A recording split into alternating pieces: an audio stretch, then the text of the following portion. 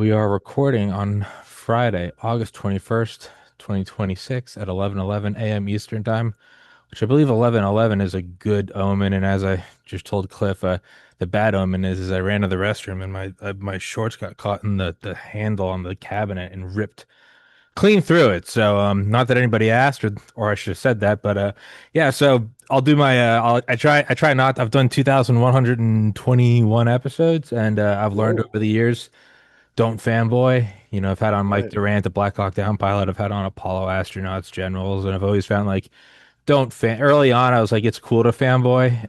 As I done more shows, I've been like, keep it to yourself. But now that I have you on, I realize I'm like, yeah, I kind of want a fanboy, so I'm just gonna fucking do whatever I want. I'm so excited to have you on. One of my best friends, legitimately one of my best friends, Drew Bob. We call him Jew Bob because he's Jewish. He's the one that got me into you. He's the one that he would always talk about you when we do game streams. He's like, you gotta get on Cliff. You gotta get to the point where our group chats, we'd be like, what's Cliff saying about this? What's Cliff saying about that? He got me into Pure Sleep. He got me into everything to UFO alternative energy. And he's like, Cliff's the man, dude. He's like, he doesn't give a fuck in his plans to build an anti-gravity craft. And I'm like, that's my guy. And he sent me a screenshot, and then I'll shut up. Earlier this week or last week, or someone had mentioned shows being done, and they tagged me, Tommy's podcast, and I guess you retweeted it or something. And Yeah. Drew Bob's like, "Here's your entry." I think it was at dinner with my parents, and I was like, my parents don't know who you are, but I'm like, fuck, this is it. So I like went to the bathroom and like got your email and pulled it up. I was like, I sent you the screenshot. I was like, can I get you on? And you're like, yeah. And I was like, let's go. So I'm gonna shut up now. Clearly, I'm getting my fanboying out. Cliff, how you doing, sir? I'm doing fine. It's nice and early in the morning here. It's a little cool. It's a nice August day. It is. And yeah, so talking about, I think you had recently said something about kind of off-world intelligence, non-human intelligence. And I've always, as someone with a biology degree, I always brag about this. I got into medical school. I got into pharmacy school. I like to think I have somewhat of a brain between my ears. And as somebody who's just really obsessed with the Cold War, I've always looked at off-world intelligence just very pragmatically. Like, forget the whole, we can't tell the people because, they'll go crazy. I forget all of that. Just in the last 100 years, let's choose Vietnam. Let's choose Mujahideen. Okay, so what do we have? They're not third world countries, they're second world countries. All right. They're fighting another second world country, South North Vietnam. All right. They know that there are first world countries giving them things, and they're aware of who they are. They don't know all their intentions. They probably can assume it's not benevolence, that they're pawns, but they go, we're getting some money, we're getting some cool stuff, we're getting some private jets. Mujahideen, hey, we're getting cash, we're getting cell phones, we're getting Stinger missiles.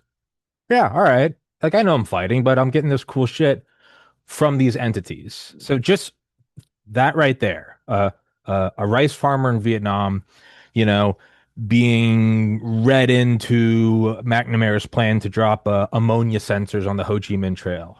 Just think that alone, you go, that's kind of crazy. Why in the world, no pun intended, would that not then apply one level further? Why would that not apply?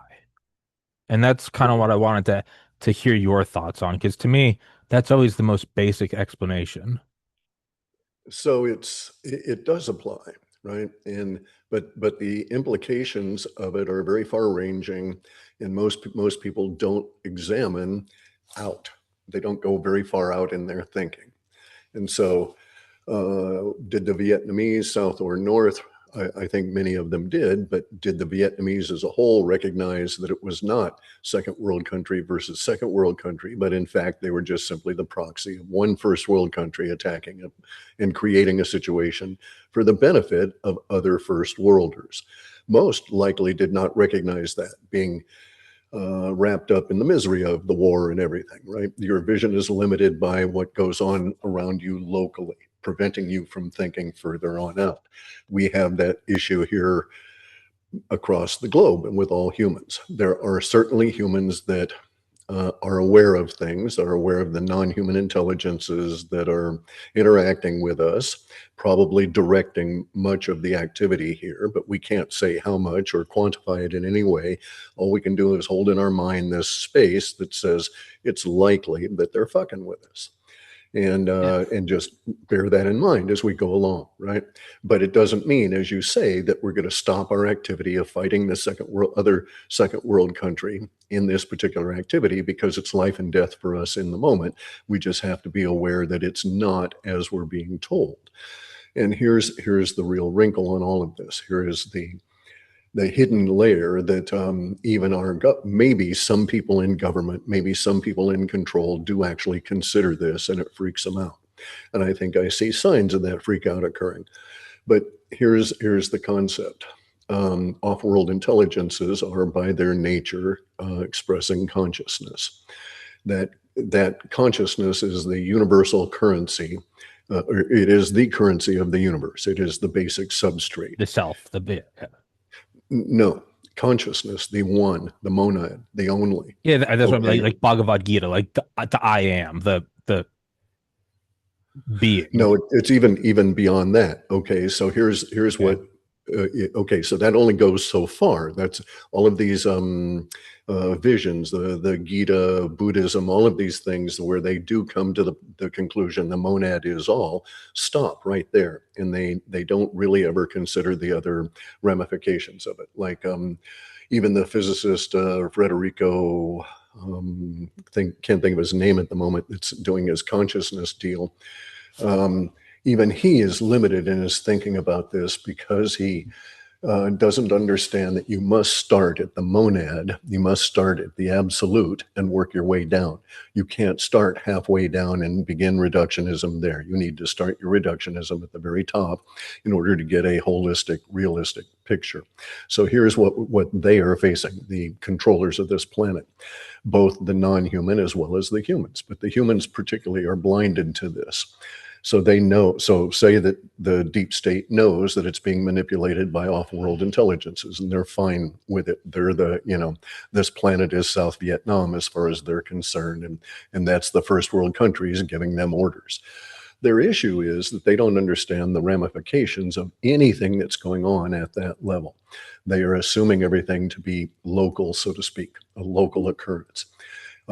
If they were to examine everything from the idea of the monad is, the absolute is the only thing in existence, and we are all an illusion. Every aspect of our lives is an illusion. Every aspect of our science is an illusion. There is no such thing as locality. There's no such thing as thoughts. Our consciousness does not arise from matter. It doesn't exist within our bodies, and in fact, it's the other way around. We are consciousness that houses a body, and within that consciousness, and this can be proven in so many ways, it's simple to do so. But in any event, so they don't understand this. They don't get this idea that their reductionist, their scientism is from a point much further down and then takes off from there. It doesn't start with the absolute. It is presumed, those people that are thinking about this, I would presume, because I think about this and I think this way, they should think that the non-human intelligence is aware of this aspect of thinking. And then you have to start analyzing what you're getting involved with. And it brings up mostly questions. Okay, so are all non-human intelligences at the same level? Well, if Earth was an example, no. Okay, they would have consciousness spread in various different layers throughout their social order through the biology that they're expressing. And many of the biologicals that are expressing would not have the big picture, so to speak, right?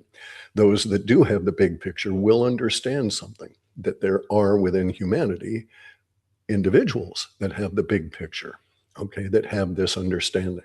And those individuals, and I'll say we, that have this understanding are not part of any officialdom.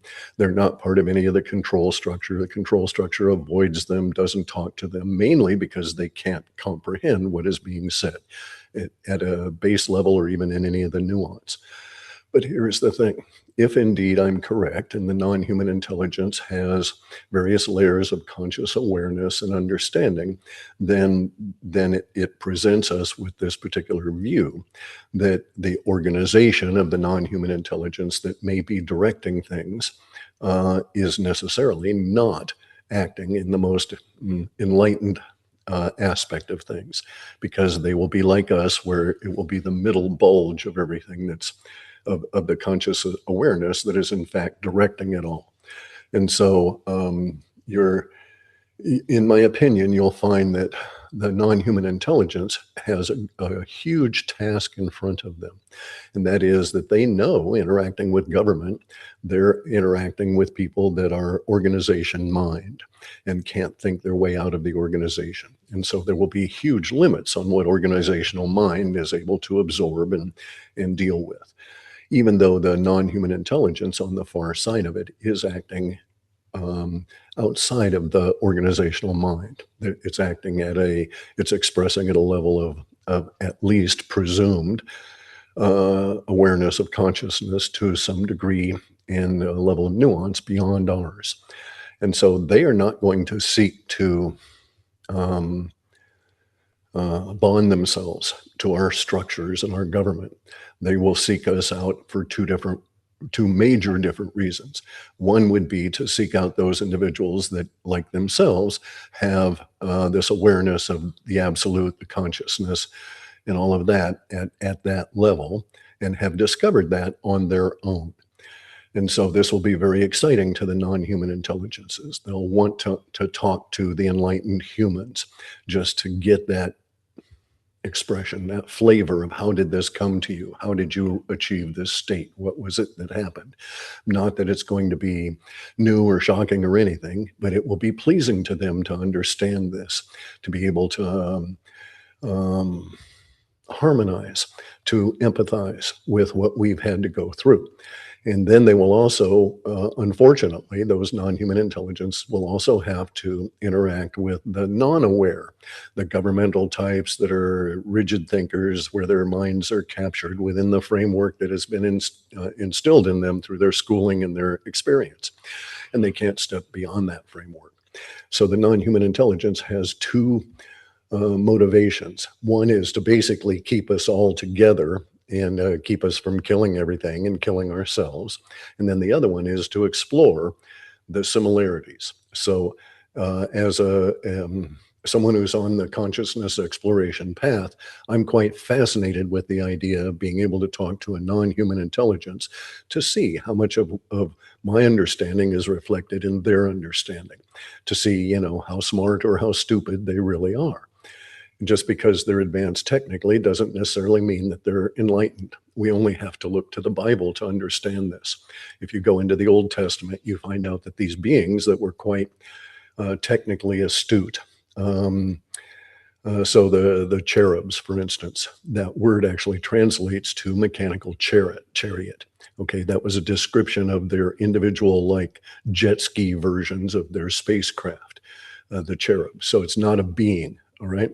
And so these people are, Sorry, so there we go. there's the Bob Lazar one, and then next to it is when I was doing graphic design. Those are a bunch of cherubs playing guitars covered in tattoos. But I have that one right next to the alien one. Maybe that was a subconscious thing. Sorry, keep There going. you go. So right?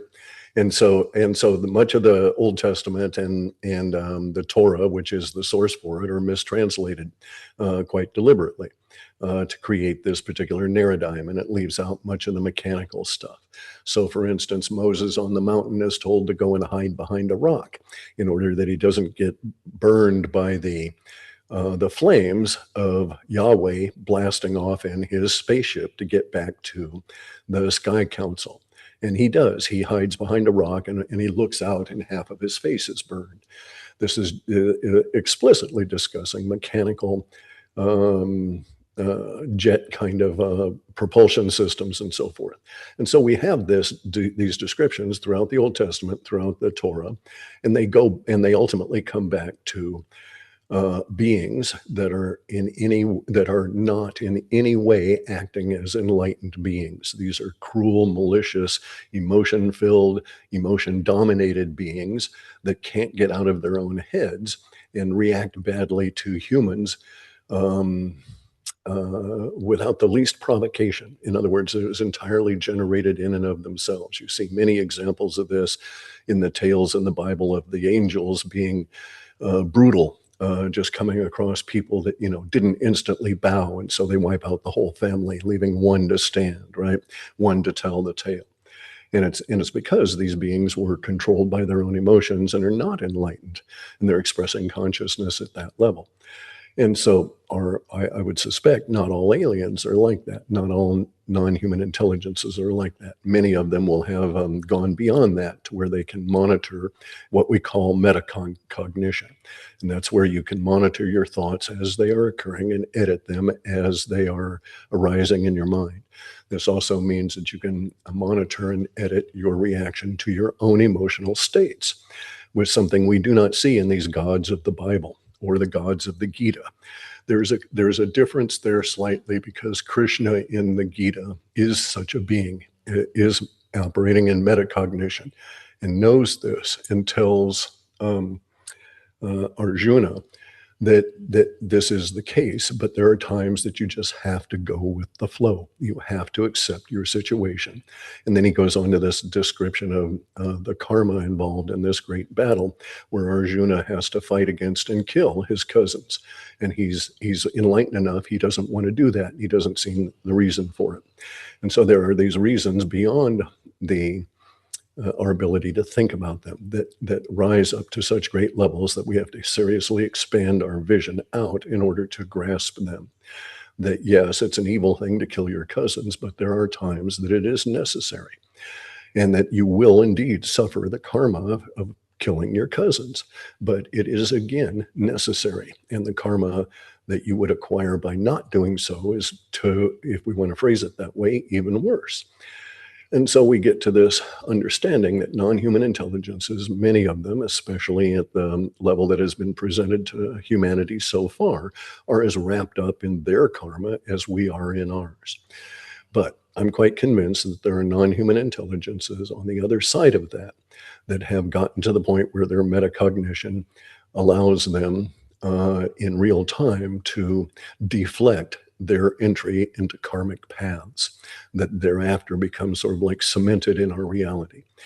If you go and you kill your cousin, then the karmic repercussions begin from there and can't be undone, because you will set up emotional conditions in the cousins of the cousin you killed that will then come back to you later. And this is the nature of karma expressing within our reality. Bearing in mind that we're all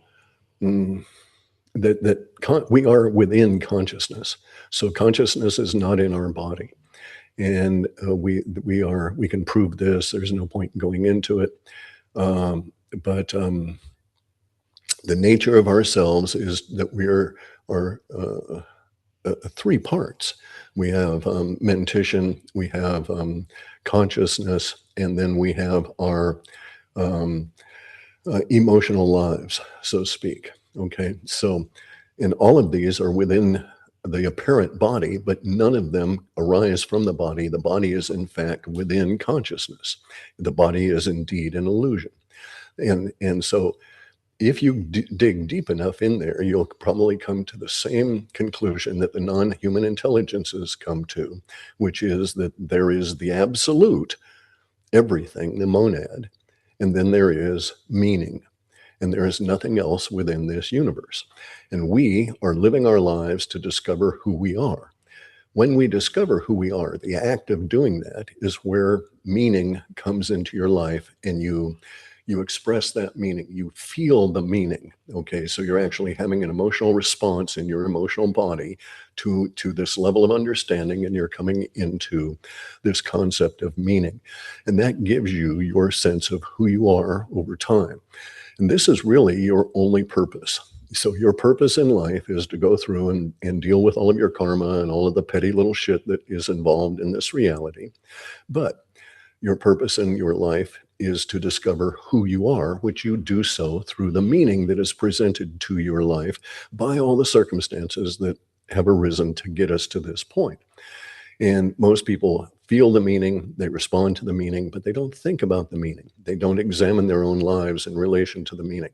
I'm of the opinion that the non-human intelligences that are running things actually do have some elements within their social order, and we'll call it a social order, but within their species that do think about meaning at that level, because meaning is the way that the monad, which is powering all of us, discovers itself. So it is discovering itself through all of us discovering ourselves. And it has set up this situation in which we are independent and we go from life to life to life, retaining that independence against the monad itself. And as you go through these lives, you come more and more, in my opinion, to being able to see the monad and see yourself within the monad and outside of it, interacting with it, just as you come to the understanding of your own thinking as being a process which you can edit in real time. And then this brings the question back: who or what is aware and who or what is doing the editing? Well, this goes back to spirit. Okay, so we're mind, we're body, and we're spirit. And the spirit aspect is beyond the emotions. It is the you that is receiving the meaning. But if you examine that really, really, really deeply, you find out that there is no you there. That is just the interface to the monad. So you are just an app for the monad to discover who Thomas is in this minute. And that minute is perpetual through your entire life. And then your body ceases to exist and you go and get another body and come back because your job is unfinished. You don't know yourself completely until you know yourself through multiple lives, multiple bodies, and so on. Every single time you get that feeling, and it is an emotional response of, oh my God, meaning. There's something meaningful here to me, that flush in your body, this makes sense or whatever, right? For some people, they're so trapped in the minutia of their lives. So like a gambler, guy goes to Vegas and he throws the dice and then he hits and he gets that huge flush of meaning that I knew it was going to happen. I could feel it in my hands when I was releasing the dice. I knew I was going to hit that number. I knew I was going to win. And that flush of meaning is amplified by the emotions within his body. He's supposed to understand that. He's supposed to have that experience at that deep fundamental level. You see this with people in war. I've talked to snipers, and they have this. This one particularly good sniper from Afghanistan said that every time he took a life, he knew in that instant before he pulled the trigger that he was going to succeed, and that particular moment of meaning overwhelmed him. And the meaning at first was understood by him in one way, and then over time it got to the point where he understood it completely, or more completely, and so was bonded to himself in that particular moment, in the action of taking a life. But it was in the way that he was feeling about doing that. It was like another Arjuna and Krishna thing. He was basically fighting his cousins in Afghanistan and knew that he had to do this, did it as well as he possibly could, was altered by the process of it, and then was even more altered by his recognition of being altered by the process. This particular individual cashiered out. He didn't re-enlist. He was very good. They put all kinds of pressure on him to re-enlist, and he just couldn't do it anymore because he'd come to that threshold, and he knew he didn't need that experience anymore, and he needed to have another experience of meaning thereafter in order for him to progress, that it would have been stagnation to stay there and continue to do that activity and not gain anything more from the meaning.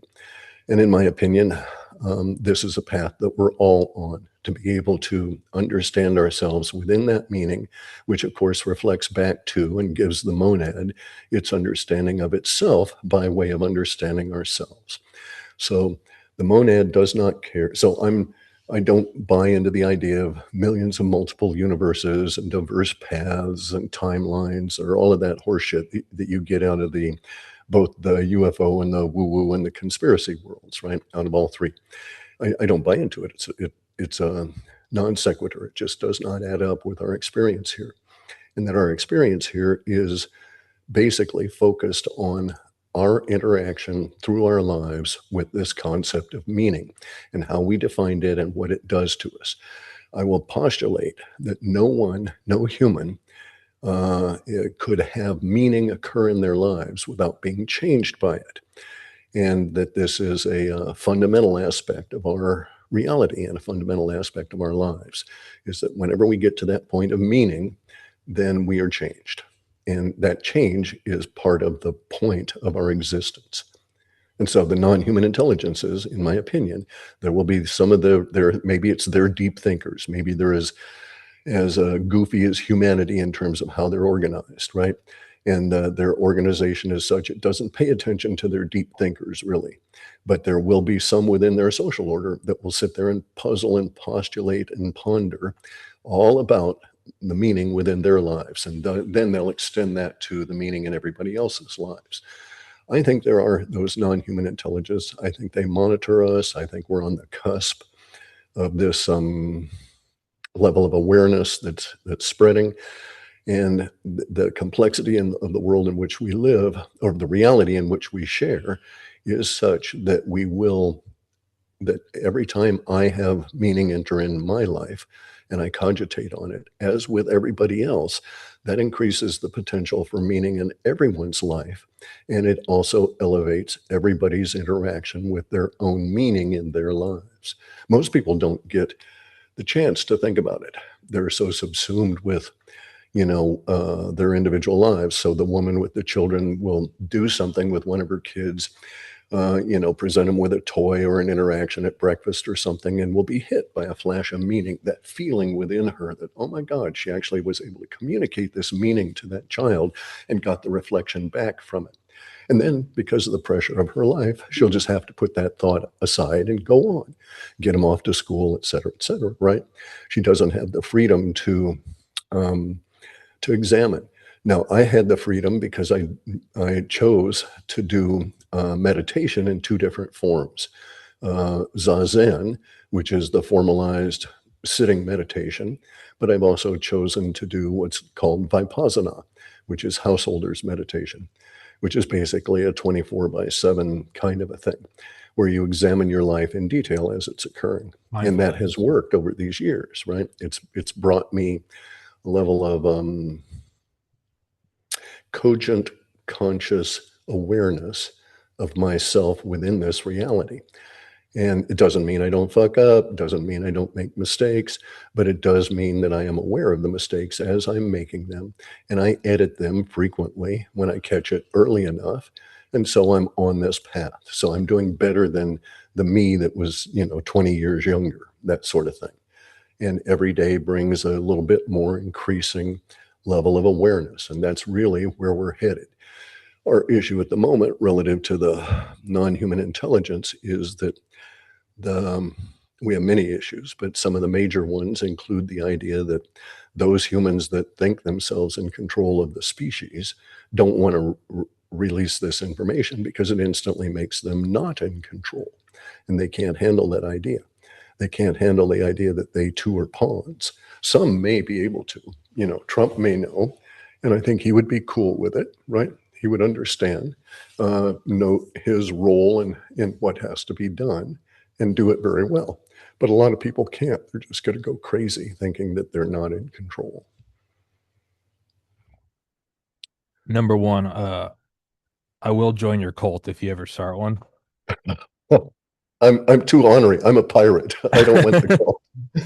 And yeah, man, lot to go in there. So like I'll answer this in any way I can. My podcast is always just me talking off the top of my head. So I don't know. For a second I was like, I'm gonna try to plan out my thoughts, and I realized I've never once done that during a show, so I'm gonna stop now. That doesn't work.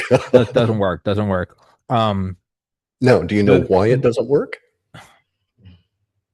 well, I mean, you can technically do it, but in terms of if you want a good conversation, you gotta take off No, all no, the no, no. You guardrails. can you can technically do it. You can plan out your thoughts, but reality won't Doesn't give allow it that to have any meaning. It'll that never get you into meaning. you'll never get you any juice. It'll never get you the free Right. flow. When people ask me, they're like, how, when people also ask me, they're like, why do you record on like three different softwares? I'm like, because I can't redo shows. If I was, I don't know, some CIA cutout and I'm like, well, Cliff, today we're talking about your new shirt. And Cliff's like, hey, thanks for asking.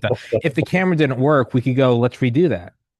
Right. If this Right. cut down, I mean, we could kind You of can't maybe hit that reattempt that. I moment. could be like, hey, what did I said something to you about my friend Drew Bob, and you'd be like, yeah, no, it's Bhagavad Gita. Like, you can't do it. So that's why when people ask me, what do I do to prep for the show?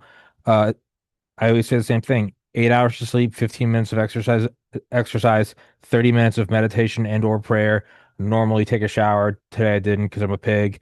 And then you come in and you sit down and you give them your full attention, phone on airplane mode, have water and caffeine. And what you have is, it's a rectangular iMac.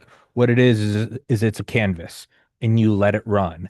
And I have two parameters. You can't incite violence because legally I have to get a lawyer and and the Right. other is you can't promote pedophilia because if you do, then you deserve to fucking die. And it's like those are the two parameters. So you're right, the flow. So let's go back to the flow. So yeah, I remember the August 7th, 2010, my 20th birthday, my first day of my sophomore year of college. Just moved into the frat house, and I remember getting way too high. And I've always been like a meathead kind of, idiot. And it just dawned on me, it just this overwhelming force that you need to study. You need to study. Like you have to study. And not only that, you have to choose the hardest thing. And it was so overwhelming that I just remember going like, I have to do this. It was something that I couldn't ignore. It's when you have to throw up, right? We've all been so hungover that you're nauseous and you're like, I don't move too fast, don't move too keep the fan on, keep the fan Yeah. on. That goes on for Don't open your hours. eyes. No, don't do that. Or you can go pull the car over. I need 30 seconds. You get out, get it out, and you finish, and you go, oh my God, and you feel better. So I had that feeling. And it's the meme of like, hold my beer. I was literally like, "Hey guys, I'm going to bed," and they're like, "All right, Kerrigan's going to bed." And then the next day I went to the library, and they're like, "That's weird, Tommy. That's not Tommy. Tommy's like, drinking till he can't stand and lift weights." Like, and I just went to the library the next day, and the next day, and the next day for classes that didn't matter, and I just started getting 4.0s, 4.0s, 4.0s, and I was like, I have to be a doctor. And I went to the class counselor or guidance, whatever the fuck, and she was like, "Have you thought about maybe being like a nurse's assistant?" And I was like, why? And she was like, well, your GPA, and me being Irish, Puritan, hard-headed, I took that as a personal insult and was like, no, I will not be a nurse's assistant. And I studied nonstop, 4.0, 4.0, transferred to the University of Georgia, 30,000 beautiful women around me, went to one football game, 4.0, 4.0, 4.0, got ready for the MCAT. No, nobody does well in the MCAT. I'm like, all right, how long should you study? 6 weeks? I said, fuck that, 9 months. Did that, scored in the 96th percentile, aced it, aced it, aced it. And as I'm going through all of this, I was learning to study all day long. I approached it like working out. I'm like, yeah, you can brute force, but there are certain things you can do where even working out, it's like there are things that are counterintuitive. Like you need 8 hours of sleep. You got, hey, Right. like today, the last couple of days, my left pectoralis is hurt. You got to stop doing chest. And that's counterintuitive to the microcosm of you got to work out till it hurts. It's like a bigger level. You got to eat protein, be healthy, blah, blah, blah. And so as I was studying, I was just approaching it like weightlifting. And that's how I did so well in it. Like, how did you go from meathead to organic chemistry ace? And I'm like, they're the same thing. It's just repetition. And so I would do that all day long. And I realized that I could go for about 90 minutes before uh, diminishing returns started to accelerate. And so I played around with meditation once or twice in high school just as like a game and was like, oh, that's weird. And, didn't think about it again. And I remember one day going, well, I'm just going to sit down and meditate they didn't even know it was meditation for 10, 20 minutes. And I just let my mind slow down and I was clear and I was here. And then I would study again and I would get another 90 minutes out. Now, me being me, ironically, I'm using this thing about every once in a while I would dip down a little too far and Right. I'd realize, oh, it's all, I mean literally like, oh, it's all one. Like I am my grandfather and my grandson. I am this, I am that, I am the one, I am everything. And I'd come out of it and it was actually I'd have the opposite effect. I'd be like, why am I studying? Like I'm just a conscious being playing in the universe. And so then I'd have to kind of bring it back down. I'd be like, shut up and study. So I accidentally discovered meditation as a tool to study longer, to the point where I would be taking exams and I would get through all of it, and I'd be finished at the last, and then I would sit there and I'd be going, well, I know this last answer, and I would sit there, put my pencil down, and I would close my eyes, and I would just sit there for 30 minutes until, people would be taking the test and leaving, and the professor would be like, and they knew me as like I had like the highest grade in the class. I literally had the highest grade in the class. He'd be like, "What are you doing?" I'd be like, "Just let me." I'm like, "Is the class over?" Yeah, He's like, "You still chill. have 25 minutes," and I'm like, "Give me the 20 time," and I'd slow down. And as I stopped looking for the answer, I'm like, what is the benzene ring? What does it do with the tri? As I stopped looking, eventually it would just come. Right. And there it is. So doing that, doing that, excuse me. I'm going through the motions and I'm getting really obsessed with the brain. I'm like, the rest of the body's cool, but I kind of looked at it as just like it's just the gears in the machine, the muscle, the fibers. And I'm like, it's fascinating as a system, but I don't give a fuck, right? I bet it's cool to learn how an iMac works. I don't care. What I want is to be able to talk to people like this. But the brain, I was like, this is back when I thought I am the brain, and I was like, well, this is so cool. You take caffeine or when you meditate, and I would feel the blood, I would feel the pressure. I think there's actually something in Buddhism called nimitta, and it's called forehead pressure. I would Yeah. feel that when I would start to expand, and I think it's like pushing the neocortex forward, which probably over millions of years is what led to humans being, but whatever. And I would get more and more into it to the point where when I would take off days, I would just read. I took a book, Neuropsychopharmacology, and I want to learn all of it. I want to read everything about it and learn about the brain.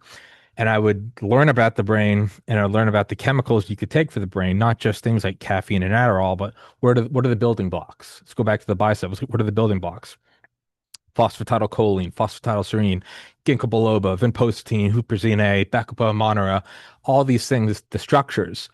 I'm going to build up the brain. And I knew that exercise helped and I knew that meditation helped. So I got really into it. I remember going to my professor one day and going like, I'm like, well, but where's the consciousness come from? He's like, well, this point in history, we can see where, apes started burying each other in purpose. And I'm like, no, no, no, no. I'm like, I get what you're saying, but I'm like, I remember talking to him and I was like, I was like deep down in like the dendrites, the axons, the glial, and I just remember him smiling at me and going, "Thomas, that's philosophy, not biology." I was like, "Fuck!" And so I kept studying. And so what I wanted to do is like, how can I learn this? And I was like, I don't want to be a brain surgeon because to me, I'm like, that's still just the mechanics. I'm like, what Right. is consciousness? And I was like, anesthesiology. So I started shadowing anesthesiologists, where you go to the hospital and you get the thing you put on your resume. And what I was just always so fascinated at, like, belief didn't matter for that. And what I mean by this is a middle finger means something in our culture. In other cultures, it doesn't. And in I would imagine like Islam, right? You can't eat pork, right? So if Right. I ate pork to them, what the fuck are you doing? Versus, if they took, I'm Christian. If they were to burn a crucifix, it would have meaning to me, but not to them. What fascinated me about shadowing these anesthesiologists is it didn't matter who you were or what color your skin was or your age or anything. When that or not propranolol, when that propofol went into your brain, it turned you off. And to me, I was like, the consciousness comes from the brain. I'm like there because it doesn't matter what your belief is. It's no placebo. It Right. does not. That's the key. And I would watch, and I was like, this is what I want to do. I want to be an anesthesiologist. As I would meditate more and more and more, I started to get that feeling again from the at the frat house. This slow arising, the not almost a nausea, and I ignored it for it started my junior year, and I pushed it away. And the meditations were getting deeper and deeper to the point where I was like, I'm getting too much from these. I need to just get focused so I can do this pre-calculus horse shit. Instead, it would be going deeper into just like, well, what becomes of nothingness? What was before the cosmos? And I'd be like, fuck, that's too, it's too Right. much acid. I'm trying to microdose. And like, it just kept arising and kept arising and just f little things. And so finally, I remember one night, towards the last of my last semester, I remember coming home from the bar and I was way too drunk and I got way too high. And I got on my laptop and I saw a quote from Maya Angelou. And I've never read any of her stuff. I just know she's an author. I just remember the picture and it was just a guy sitting at a waterfall and it said, "There is no greater agony than bearing an untold story." And something in there told me, you are not to go to medical school. And I couldn't, it was as alien to me as 3 years prior saying I have to go to med school. And so I really started to think about that. And ironically, of course, now that I didn't give a shit, I started getting all these invites to medical schools. And in my mind, I'm like, I don't Right. care anymore. Like, I was hoping to get to the local regional one where they kind of accept anybody. I was getting invited out to Miami Miller School of Medicine, USC Keck in Los Angeles, Tulane in New Orleans, and all these things where it's like, congratulations, you got here. You were less than 1% of 1% of applicants. And in my mind, I'm like, I just started reading Alan Watts and Ram Dass, and there's a point to what I'm getting at with all this. As I got accepted into med school, I just remember the last day of college going, uh, I, I, I don't know what I'm doing. I'm in Georgia. My older brother's at Georgia Tech. My older brother's at UNC Chapel Hill. My older brother's in Maryland. My parents live up in Maryland. All my friends are in Georgia. They're all taking off to different spots. I just started dating really my first serious girlfriend. I just got into med school in Miami. And people say you should be in a very good set and setting the first time you try psychedelics. I looked at it as all these things are flashing red and it's time to pull the ripcord. And so I tried mushrooms. I tried 2 grams of mushrooms on a sunny day with my friend out in the woods and we meditated. And I realized that I was not to do med school. And when that key turned, it dawned on me that when, oh my God, I don't have to go. And what do I want in life? So, unlike 3 years prior, where I said, I'm going to get into med school through hell or high water, I will like break the world to get in. It was, I remember having the realization, I like working hard. I love working hard. I just do. But there can be love in life. And I know that sounds like an odd thing, but I didn't realize that till 23. So I had this rush of meaning, of the gears, right? Just like the rush of meaning once I started getting good grades, I was like, oh, this is what I'm meant to do. And I was like, I don't want to go to medical school. And I remember thinking, I don't know what it is I want to do, but what I want to do is to be my own boss, to enjoy what I'm doing, and to feel love in my life. Now, 4 months later, I lost my older brother to suicide.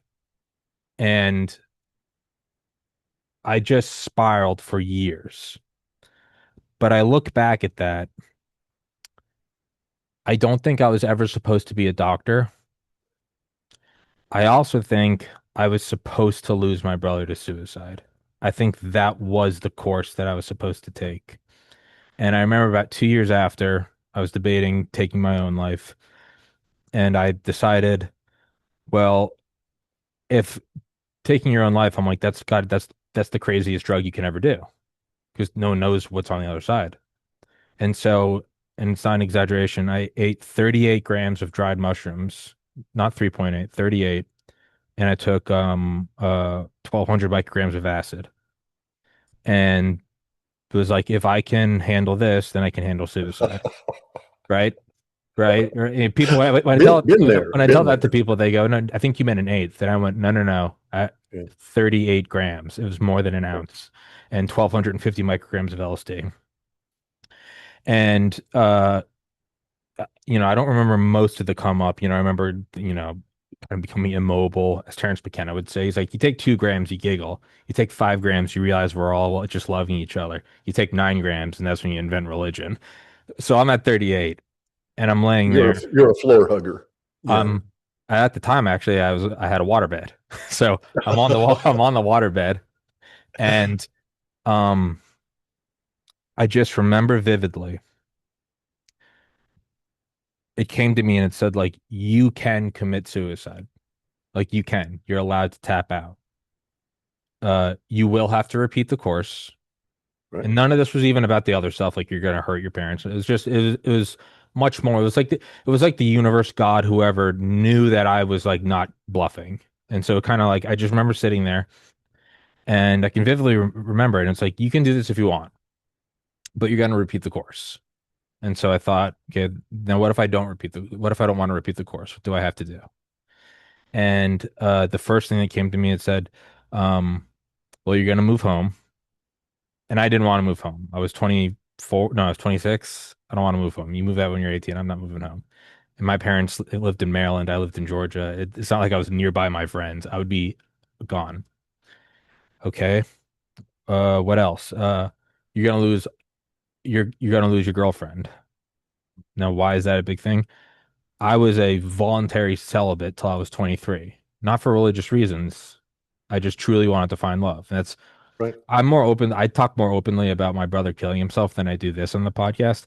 I used to write letters to my future wife, and I'd be like, I want that while living in a frat house at the University of Georgia, just women all around me. And so And typical. Yep. it wasn't just like you're gonna lose your girlfriend. It was like, no, she's my one.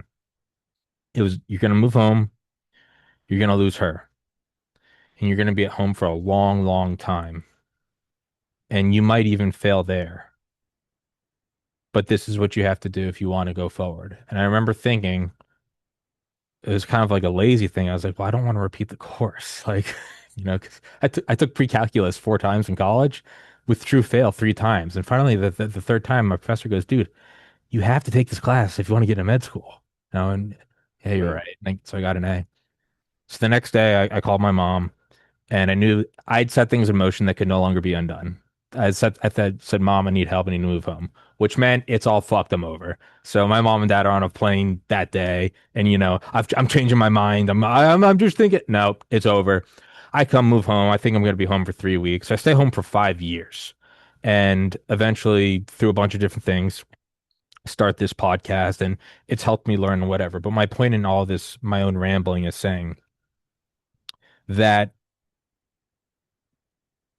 if you meditate and pray, to me that's like the clarity. To me that's the in between the studying breaks. You gotta slow it down. Oh, if I don't do well in organic chemistry, then I'm not gonna take biochemistry. And if I can't take this, then I can't. No, no, no, no. Slow it down. Right now, you need to just learn chapter 14. You have a test tomorrow. It's October 2012. That's what you need to do. So to me, that's meditation and prayer. And anytime you can feel the friction when the gears on the bike catch when the tire finally hits the gravel and it gets out of the mud. And sometimes it's a good feeling and sometimes it's a painful, horrible feeling. But to me, they are both the same. It is meaning. And when you approach Yes. that, there's a nanosecond moment and you can slow it down like I did. I'm sure that the whole decision when I took all the psychedelics, that probably could have been decided 2 years prior, but I had drawn it out over 2 years. It was, would you like to go forward? Or would you like to repeat the course?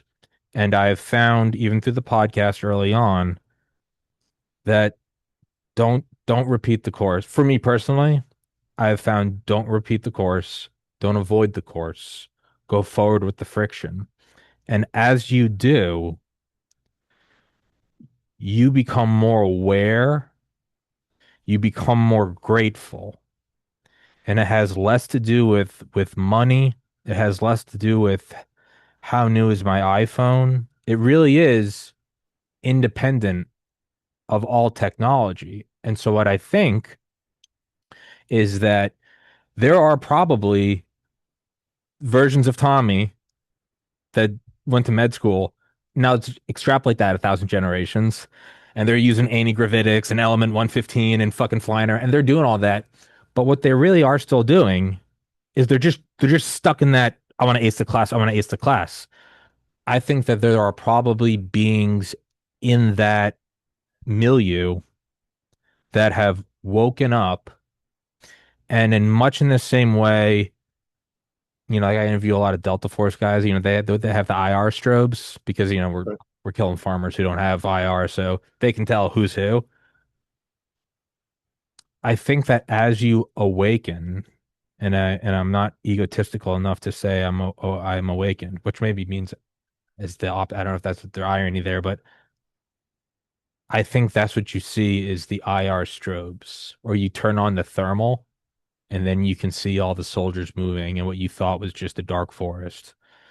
And I think that those probably exist within the alien realm. They probably exist within our realm. They probably also exist within, 1960s Vietnam. There's probably a dude that was watching B-52s bomb shit, but he had awoken. And Right. I think that, so to wrap up my own rambling, which was not nearly as beautifully and eloquently done as yours, is you're gonna have the psychotic alien UFO technologies who are interacting with the psychotic power control humans. You're going to have those who are awake on that end. You're going to have those who are awake on this end. But, and this is one thing I always think about is deep state, we all agree it's evil that do terrible things and, they're control the military industrial comp, all the blanket statements, and then DARPA and all the advanced technology and the B-2 and the B-21 and what are they doing out at Groom Lake? And you have to extrapolate that and then go, well, so they're probably going to be the first among us to develop space travel. Would that not apply to other species that the most ruthless get to that It point? it might indeed. So, You know, but the to wrap my whole thing up is I don't think the technology it's important. It is part of this consciousness that we are in. It is a facet. It is like all lessons. It is not an accident, but it's not the main course. And that's where I'm trying to, I guess, agree with you with is it's not, yes, it's technologically mind blowing. You see something that's going light speed or faster or warp drives or whatever, but there's a bigger game, and it is the meaning. It is the woman that emails you after you do a show and says, you interviewed this book from this author that, my husband who died 30 years ago loved, and I've never heard anyone interview the author, and you got the author to laugh. And I just want to say, like, thank you for a brief moment, like bringing my husband back to life. And you look at that, and I can feel it now as I like say it, and you stop looking at the YouTube earnings, and you feel that email, and that's the point. oh my God. Yeah. Or you go, somebody emailed me the other week and was like, I lost my brother 20 years ago. I lost mine 12. And he goes, I'm just now like starting to accept that I said something that my older brother said to me on this past anniversary of John's suicide. I said, I hate that it still hurts so much. And my older brother, who's like the most hardcore punch you in the face, Irish muscle, like Hulk, not an emotional dude, he said, you should be so lucky that 12 years later, it still hurts so bad because that means that you had the privilege to love so deeply. And I, No, even beyond that, though, it means you found meaning out of all of that. and so when someone emailed me and he goes, and I had said that story, and they go, I now look at my grief 20 years later and wow, how lucky I am. And so in my own ramblings, as you can tell, I just go by the off the cuff. Yeah. That's what it is. It's not the I'll simplify it much easier. Play video games with my buddies at night on a big 90-inch TV. Has nothing to do with the video game. Has nothing to do with Vietnam or aliens or whatever. It's you guys laughing your asses off and having a great time after a long day. And where Drew Bob tells you about a guy named Cliff. That's what I'm trying to get to is Right. so I don't know if I made sense in any of No, that no, you do. vomit, but I'll hand it over to you. So the thing is, you're recreating every step that everybody goes through in this journey. You're recognizing those impacts of the journey in your life as they occurred. And now looking back on them as though a past occurrence, you're stitching together a more complex level of meaning out of each of those individual points of meaning that occurred. And so I fully understand. And so my journey was I was gifted half a sheet of Owsley acid microdots. Okay, the best acid anybody could get. I spent The 42 original days. Owsley. Yeah. Yeah. I was gifted that because I gave a guy a lift when his car had broken down, and he had a backpack full of sheets of that. And so he ripped a half a sheet off and said, "Here."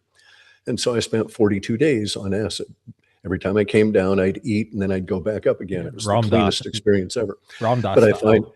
but I find LSD to be so limiting that I dropped it. And I went on to the naturals because of the nuance and the extra elements that are brought in by the biology that you get out of the mushrooms. And so I then became an aficionado of mescaline and psilocybin and all of its different forms from all of these different ways of achieving it. And then I realized at some point that um, that too was a dead end. I can do it now; it's not a problem. I don't because it's not going to be instructive, right? But I might at some point, and I've often fancied of going out on mescaline. Making some because I got into the chemistry as well. I would do some clean, pure, slow crystallization of mescaline extract from particular cacti, What was his and name? I would get Shugan? Alexander, was it Shugan? Shulgin? sugar. Yeah. Pical and Thical? Yeah. Exactly. I've got both books, Yeah. right? Yeah. Yeah, but again, I was not into the synthetics because nature provides moderators and nuance within there that get you to greater levels of meaning. But the drugs are not the point. You can get there without the drugs. Some people get there through being in prison. Some people get there through being imprisoned in their own minds to the circumstances in which they live. And eventually you come to this point where you understand the level of meaning flowing through you back to the monad. And so you get to the idea that, oh, there's very little point to suicide in my life because I know I would have to repeat. I'd end up here again in the next life. And it doesn't matter if I suicide in this life because I will have a next life with another body. And the body is the expression of the life. That's why I say this body's life, because I will have had other bodies and have had the lives that were associated with them. And I will do this in the future because this is the nature of our reality. And the people that deny the reincarnation and all of that, that's fine. I don't have a problem with them. I'm congenial, live as you need to live, right? Who am I to say? As Okay. they're telling you reincarnation's not real. You're like, I remember when you told me that last time. In the past life. Remember, oh no, Yeah. you finished their sentence like, how'd you know? I'm like, remember when you were Napoleon and Right, really, right. yeah, yeah. I'll see Yeah. you And again. I'll see you again though. I'll see you on the far side of the Andromeda galaxy. Yeah. right, in this next life, right? Yeah. And we don't reincarnate, and the rules for the reincarnation and everything can be examined to a huge degree, and you get into the minutia of it all, and all of that kind of thing. But really, it's not meaningful to know I'm all of this. I'm delaying my next show by 30. You can tell I'm a professional. I'm delaying my next Okay. because I want to make sure that I have because I had 2 hours for you, but I want to make sure we do it. I have an extra 30. So please, and everyone wants to see how the sausage is made. This is how it's made. It is me going. This is how it's There's done, there's right? no like, hey, time out, I'll cut this out. This is like mid-sentence, me pulling up my phone after telling you the importance of putting your phone in airplane mode. Yeah, Right. hold on. Running 30 minutes late. See you when 30. It's So but it's it's it's an like issue of walking in the stream, just as you had said, your eloquent description of your own life. You were coming to the conclusion that every time you step in the stream, that no one ever steps in the in the same same stream stream. twice. And it's impossible for you to do so, not only because the water of the stream is moving, but because your body is ephemeral. It doesn't exist. So it is moving as well. And so the foot you used to put in the stream the last time is not your foot now. Even if And you so this repeated the stream, there's one or two cells or a couple trillion that that aren't shifted there. or died Right. or grew, Right. or you And can never. also, by the way, it's all illusion. Oh yeah, and Okay. then So there's the other caveat: is this none of it's fucking real?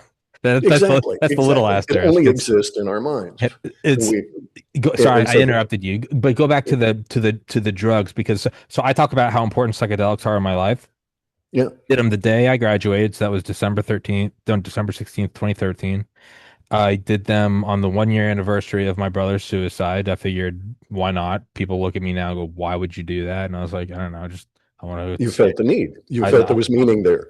well, it was so dark and fucked up. I just felt let's Yeah. go darker. Yeah. And it actually wasn't. I remember feeling him around me and him saying it's all good.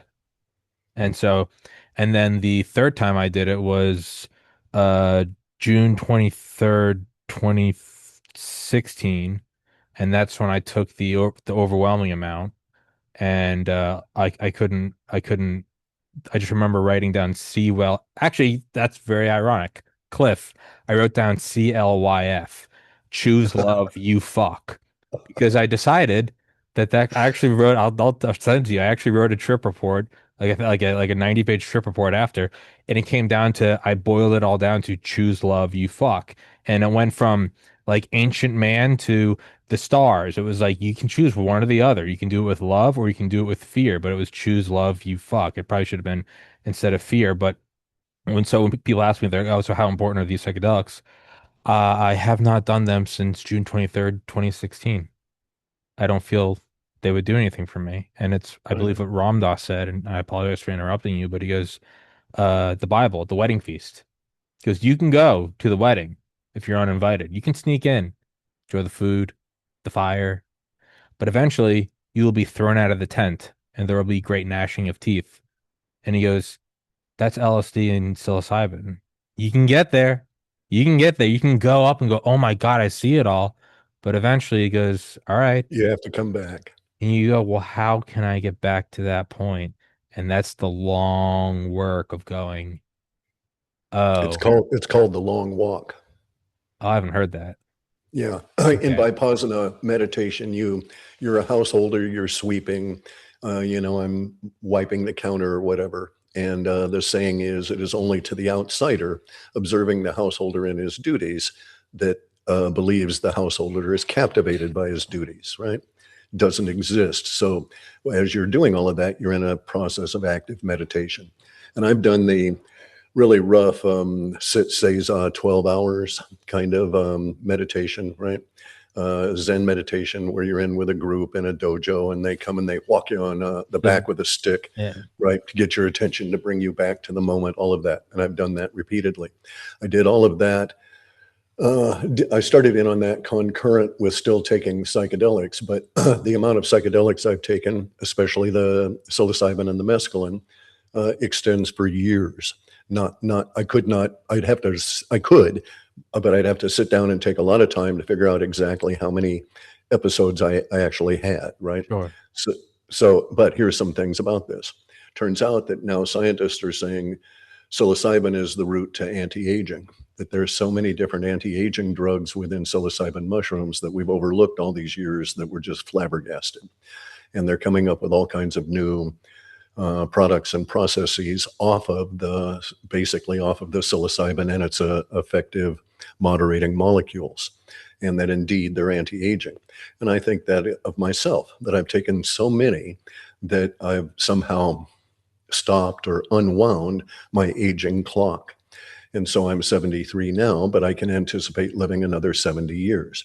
I don't have that thing inside me that says you're an old man and passing That's by, right? that's something that's recently come. I'm 36. It's come into my meditation is just this little. It's interesting you say that. Just this little. I've been meditating daily since 2008. It's just this little idea of like you think you have 80. What if you live to 250? And no part of me is like, oh, that's wild. It's just this.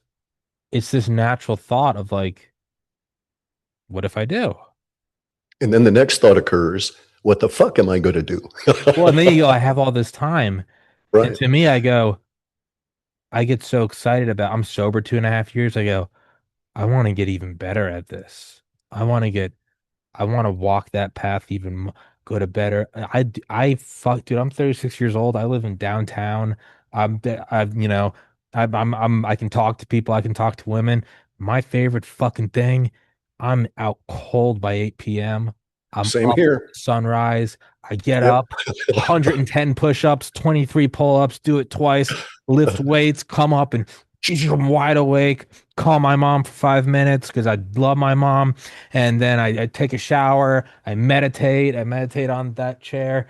And and I do the and I listen to audiobooks and I do the podcast and I just try to bring as much honest and me energy to it and it wraps up and then I plug the guy and I make the thumbnail and I put it in and I do intermittent fasting so by the end of the day I eat my meal and caloric restriction, always caloric restriction even if I don't need to lose weight. I think it's good discipline and I play some video games with some friends and as it gets quieter and it gets darker and I go and I now I'm going to bed. And dude, I go to bed and I mean this with I don't know if it's visible. My brother's initials, John Keenan Yeah. Carrigan, swear on his grave.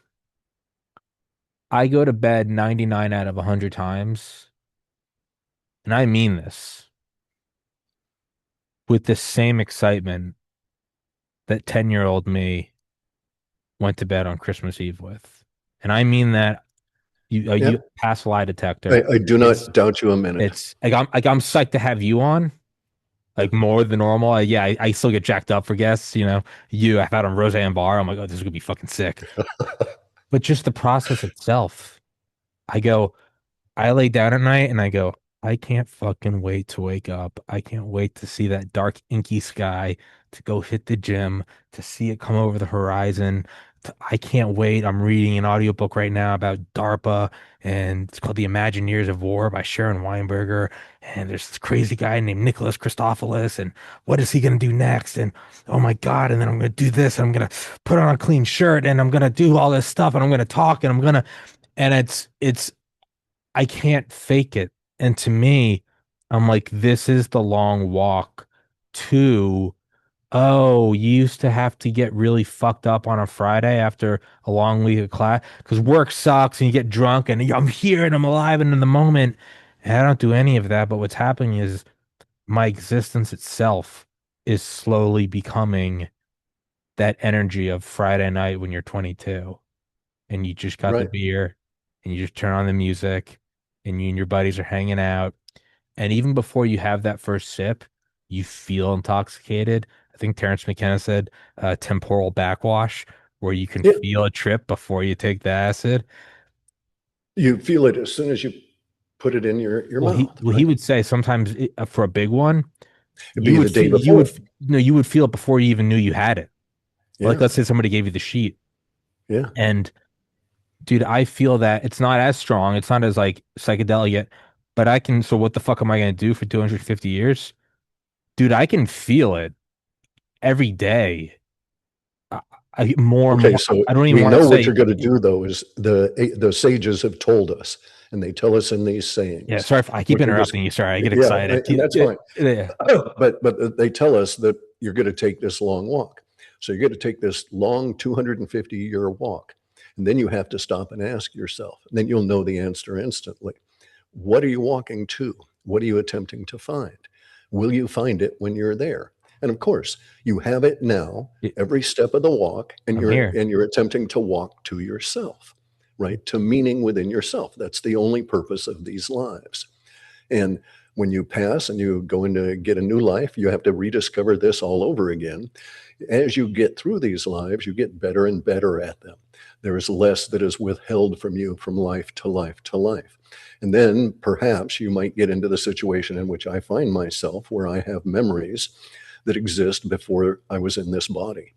And Hmm. so I have memories of being dead before this life, and I've had, they are those. attached to this body somehow, right? So consciousness is not within the flesh. It Yeah. never occurs within the flesh, right? So there's no point to concentrating on the flesh aspect of it. But I bring these memories with me, and each and everything in our lives is about a choice in and of that particular moment. And it is those individual moments that form our entire life, but it is the same moment. We're always in the present. There is no such thing as past. There is no such thing as future.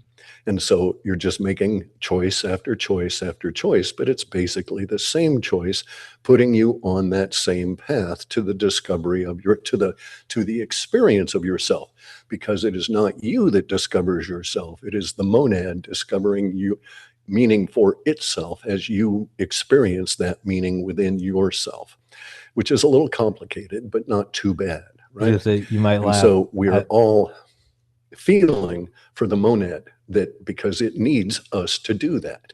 The monad is without anything. It has no name. It is everything. It is the absolute. It has no body, but yet it has every body that exists, because we're all within the monad.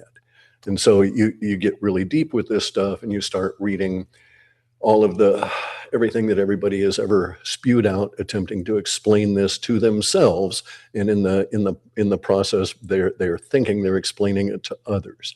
So I love those writers like Ram Dass, like Alan Watts, who are quite certain that they know nothing. That's the best. That's the best part is when they get. Dude, there's this great Ram Dass lecture from, and I've listened to all of it. So right after my brother died, I decided I was going to go to pharmacy school. So I did. I still hadn't quite realized that it wasn't school, so I had to do an extra year. And so it was me and my buddy from high school. He was doing an extra year too. We hadn't talked in a while, so we got a house, and we were both taking post grad classes or whatever. And we had this attic in this old house in Athens, Georgia. And we went up there and we had a third friend and we paid him in psychedelics and he made all these tapestries for us. We had all these bed sheets, all these crazy, and we hung them up in this attic and we made it a tent. And it was again, there's poeticism in it in that it was an illusion. It was because it was a rectangular room, but we had made a tent and floor, ceiling, everything was uh all tie-dye and there was just these mats, and we would go up there and we'd listen to Ram Dass and Timothy Leary and Alan Watts, and we would listen to them. And you listen to Ram Dass, he'd go through, the first time he tried acid with Leary in Boston, and then he went to the, as he always says, the Himalayas, the Himalayas, and he'd go and so he met Neem Curly Baba, and he was there, and he did the 30 years. Yeah, they hit you with the stick, and you're there, and you're meditating, and you hear him go through all this, all the importance of it, and you're listening to it at the time, you're like, fuck, this is what I have to do. But there's this great lecture from him in like the 90s, towards he died in 2019, but he's at the end and he's giving this lecture and somebody's asking him about that. They're like, you finally did it. Like you left Harvard, you left everything, you dropped it all. And you went and you did the meditation in the Himalayan mountains. Like you did the thing where it was. And they're like, did it bring you there? Like, should we go? Ram Dass pauses and he goes, I think it's all kind of horse shit. It's And all they go, illusion. and they go, what? And he goes, when was that? He goes, that was now. And he goes, set an alarm. He goes, right? He goes, make an appointment in 30 days for yourself. And when you get there, ask yourself what time it is. It's now. And so as you're saying, well, what am I walking towards? I've had people ask me on the show, you know, well, where are you going? And I used to have, I want a better computer. I want a better camera. I want this, I want that. I want this, I want that. And I finally did the things I needed to do. I moved home closer to parents. I lost weight. I got sober, blah, blah, blah. Tommy, what do you want now?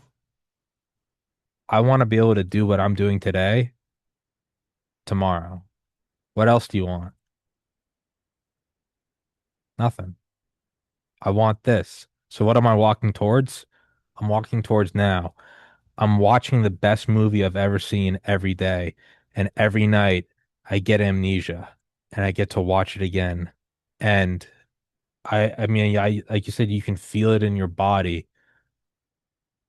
Like you just I know I'm why it's how the birds somehow have things in their heads that line up with the magnetic fields. Like, I can just feel myself aligning. And what am I going towards? I have no idea. It might be that the next thing in my life is I find out tomorrow I have terminal cancer and it will be horrible. And I will eventually accept that that too is supposed to happen. And that is so when you ask, what are you walking towards? I'm here, man. I'm walking towards You're fear. walking towards the present. You're walking within the present. And Sorry, also don't I keep accept, interrupting you. I yeah, get that's so right. Don't excited. accept the terminal cancer stuff. I've been there. I I've know had you have. I cancer. know you have. I've had cancer 3 times, right? Yeah. And I died from it. And by the way, it was that last death at age 65 that fully eradicated the idea of from me that consciousness exists in any way, shape, or form within the body. It is mediated by our mitochondria. It's Hmm. not in our brains. Our brains are the what we laughingly call The, conscious the antenna. interpreters. Antenna, correct. Yeah. Okay, so when you get it, or when I can't say that anybody else would experience this, but I see allusions to it in some writing. But when you get into the deep zazen meditation and you're doing the overnight kind of sessions, if you do it long enough, you might get to the point, as I did, where you're actually touching the void. Okay, so you're able to be in the now so presently that you're able to be there as one instant becomes another, and there is this void, and you It's can sort of touch it, yeah. right?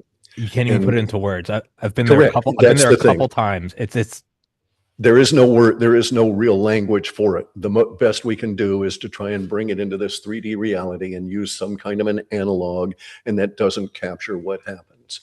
But once you've touched the void, it changes you. Okay, that is a point of change that you can walk into. And you can say, I am now changed as a result of this particular experience. That's kind of rare. Okay. So I too lost my brother to mental illness. And it was a horrific battle because he wasn't sane enough to kill himself.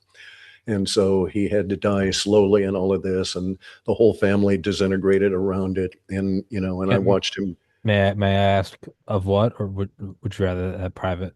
Okay, so of the salt polio, it was the salt polio vaccine. Okay. Okay, so we were both in the United States. I was in South Carolina. We were in South Carolina. We received the salt polio vaccine in the late 50s and going into the 60s. And then we were my dad was military. We were transferred to Germany. And in the process, they lost our medical records, and we got to Germany and had to take the salt polio vaccine again because there was no proof we'd already had it. And it damaged both of us almost instantly to some great degree, and it damaged my mind. My seeking with psychedelics was an attempt to recover my mind. Hmm. My brother was not capable of doing that. He couldn't handle, he'd taken psychedelics, but they were just inimical to him. They just didn't work for him, right? So it was not an out for him. And he ended up being a paranoid schizophrenic until he died at age 55, a very horrific kind of a life, right? And so that destroyed the family, destroyed me repeatedly, and destroyed him. But it's water off my back as I go through the life. It was supposed to Yeah. happen. I've had worse in previous lives. I undoubtedly will have worse in subsequent lives. That's just the way it is. Um, but it's a situation of where realization and meaning do come from all of these incidents over our lives. And as you age, you get to the point, I assume most people will, that if they're on the path of awareness, I don't call it enlightenment, just awareness. But if you're on that path, you will eventually, I think, start stitching together the meaning, the memory of all of the incidences of meaning. That was one thing that did come out of psychedelics, was a remarkable ability to recover memory that I had not been aware of prior to that. So I have the ability to remember all the way back to the point that I came into this body. And no one comes into the body at birth. We all come in several months later. Hmm. Usually, the sign of that is when the infant starts crawling. That means the consciousness has congealed within that body and has bonded to it and started taking over. And so that might be 90 days, 4 months, whatever, right? It just varies. But I have memories that are attached to this body that existed in that space between lives. Why this should be, I don't answer. I don't answer why questions. It's impossible for me to know that. I can just describe my experience with it and let it be at that level. There's a remarkable freedom in that, a huge ton of freedom. This is the liberation that they discuss in all of the meditation aspects or meditation practices. You get to the point in meditation where you suddenly have And it's sudden. It was with me and others I've discussed this with. They get a point where suddenly you just don't give a shit anymore. If someone wants to talk about your deepest, darkest fears, you're prepared to do so, right? Or the horrid things you've been through, because there is not necessarily meaning in that, but you may discover some meaning in the discussion of these things after the fact of it all, because we're always searching for meaning for the monad. That's why we're here. That's what impels us, right? Right. And so it's a very difficult life. It is not easy being a human. There's a reason the poets say ours is not to reason why, ours is but to do, then die. Okay, that's our purpose. We are here to do things in order to generate or connect to meaning. And then at the end of all that, we are to die. And so why worry about it? We're never going to be able to reason the why aspect of it. And so you have this marvelous freedom of saying, I don't know, nor do I care. It's not meaningful to me to do that, right? It's that no, that deep that you can't put into words. And again, so that crazy psychedelic trip, where I tell people now, and they're like, "That's that's genuine. What the fuck were you doing?" And I was like, "Well, I was getting ready. I was gonna kill myself." And so Right. that's what I was doing. I've gone deeper through meditation than that. Oh yeah. And yet, well, you know what you're talking about is it's sudden. It's you're no longer seeking. You're you are you are there. I am that I I am. am, period. Yeah, I am. You know, and it's just being here. And Yeah. the words just they mean nothing. And in that, and it turns into it's awareness. But what you realize is it's not happiness. Happiness is a spectrum. It's happiness and sadness. It's awake and fatigue. It's sick and healthy. It's sunny and cold. It's It's not something of the body, no, correct? it is, and it's not happiness. For me, it is just wonder. It is joy, and it is wow. I I get to be, as Alan Watts said, you look out at the stars at night, those are fireworks in celebration of realizing you exist. And it is so beyond, so beyond. It's not like, well, I don't care if I do well on the test. You're like, I don't care if the weight of a proton changes and the universe is gone. You're like, I am, and I'm here. And then you come back down and you go, how the fuck do I get back there? But like, but like that is, no, and you say, and that's the thing is like, no, you don't answer the why. You don't go, oh, this is why the universe. You go, I can never, the seeker is not what is sought. The watcher, or the seer is not what is seeing. The observer is not what is observed. And you sit there. And I think Terrence McKenna said it.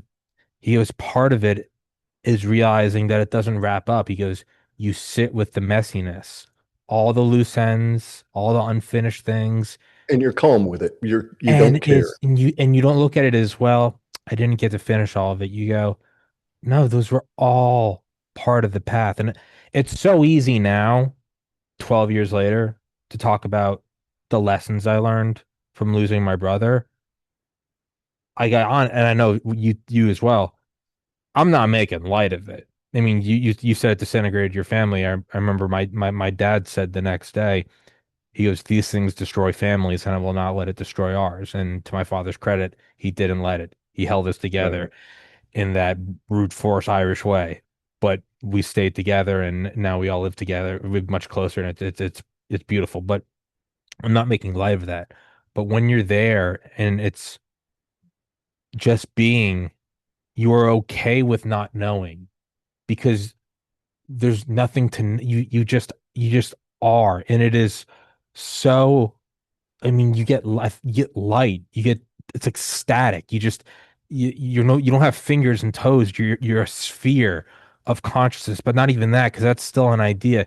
It's just this deep over, just this love of everything. You look at, and you open your eyes, and for the brief moments before it goes away, but you just look at a pillow on your bed, and you're just like the beauty of like the fact that a pillow exists, that it was invented, that we found a way to put our head down.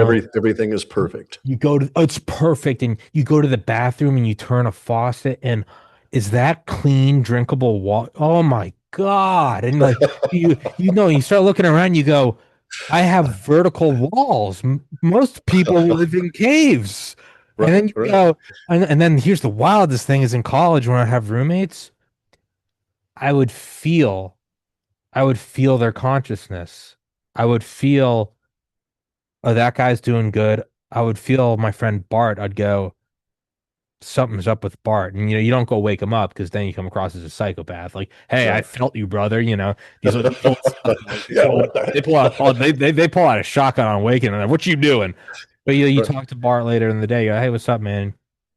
You find out something's gone. You feel people's consciousness. Like you feel, and then you realize you're like, oh, dude, I'm just touching the baseline of this. This is the, you think you've And think about experienced what it it. means, though, the you're feeling.